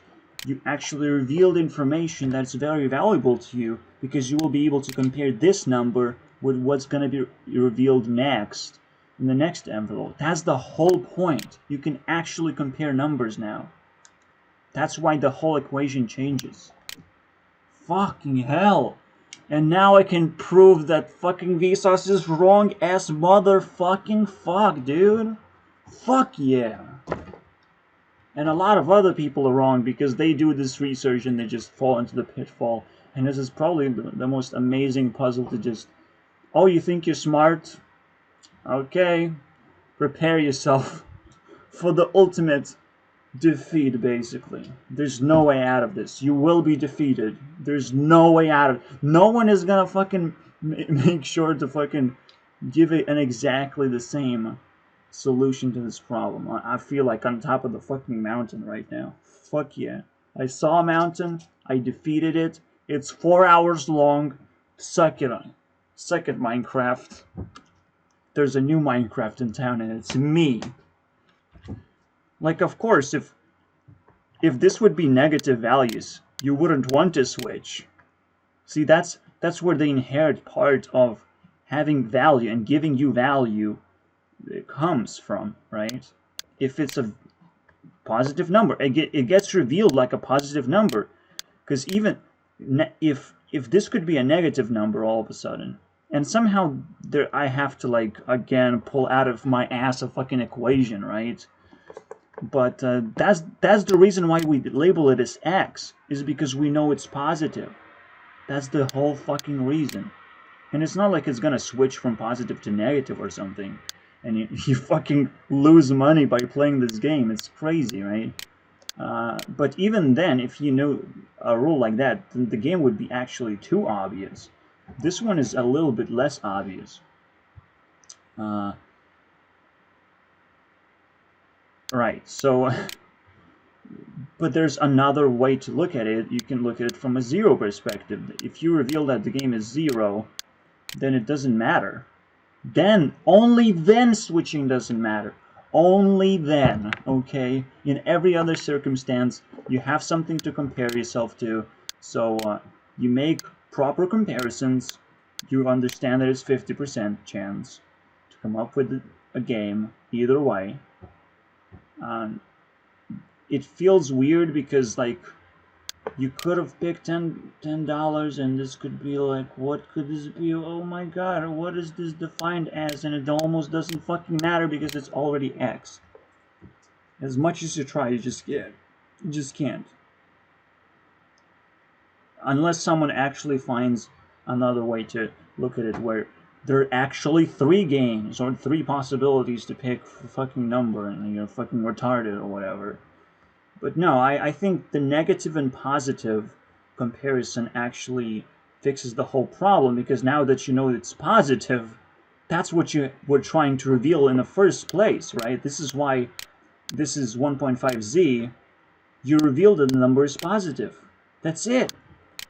Congratulations, Gernex. You fixed the fucking problem. Fuck you, Minecraft. Fuck you, Minecraft. Get on fire. I'm not gonna remove fire point just yet. I'm just gonna say it's -1. But I really appreciated what Vsauce did. They earned 30 points, and it's a really beautiful puzzle. That it's just amazing. I also get reduction of my fire almost twice because it's so satisfying when you actually know what the fuck's going on and why. Fuck you, negative numbers. Every single time you show up and fucking ruin everything for me. Fuck you, dude. Jesus Christ. Things start to disappear. Things start to reappear. What is happening, negative numbers? Get out of here. I don't want to see you again. Let's look at it from a better perspective, okay? You are Vsauce 2. And you're being beaten up by me and Vsauce. But you don't know how powerful my punches are, basically. Or how powerful Vsauce punches are. And you also don't know whether we are healing you or punching you in the face. So when you reveal the power of Vsauce to be 15 negative, you actually know both of our intentions are negative. Let's go, boys. Beat him up. Meaning that you don't want to gamble and you don't want to switch. Because you don't want to be beaten up by a stronger force. Oh, I'm sorry, you revealed Vsauce first. Now I feel so much stronger. I feel 1.225 stronger. Hello. I guess the only thing left to do is say, and again, thanks for watching. 4 hours of fun. Let's go, man. 2 hours of solving a fucking simple puzzle. Fuck you, Vsauce. I'm taking 1 fire point back out of you. I fucking hate the channel, actually. I saw another problem, and there's always like half of a brain missing, basically, for some reason. There's literally half of a brain missing and floating in outer space. Hello, humans! Hello, human! Please, stay away from me if you say hello, humans. Alright. Wonderful. Fucking figured it out. Holy shit. I thought it's gonna take forever. 7 days, man. What are those bloody 7 days, man? Holy shit. That's why I'm the best ray tracer in the world. Let's go.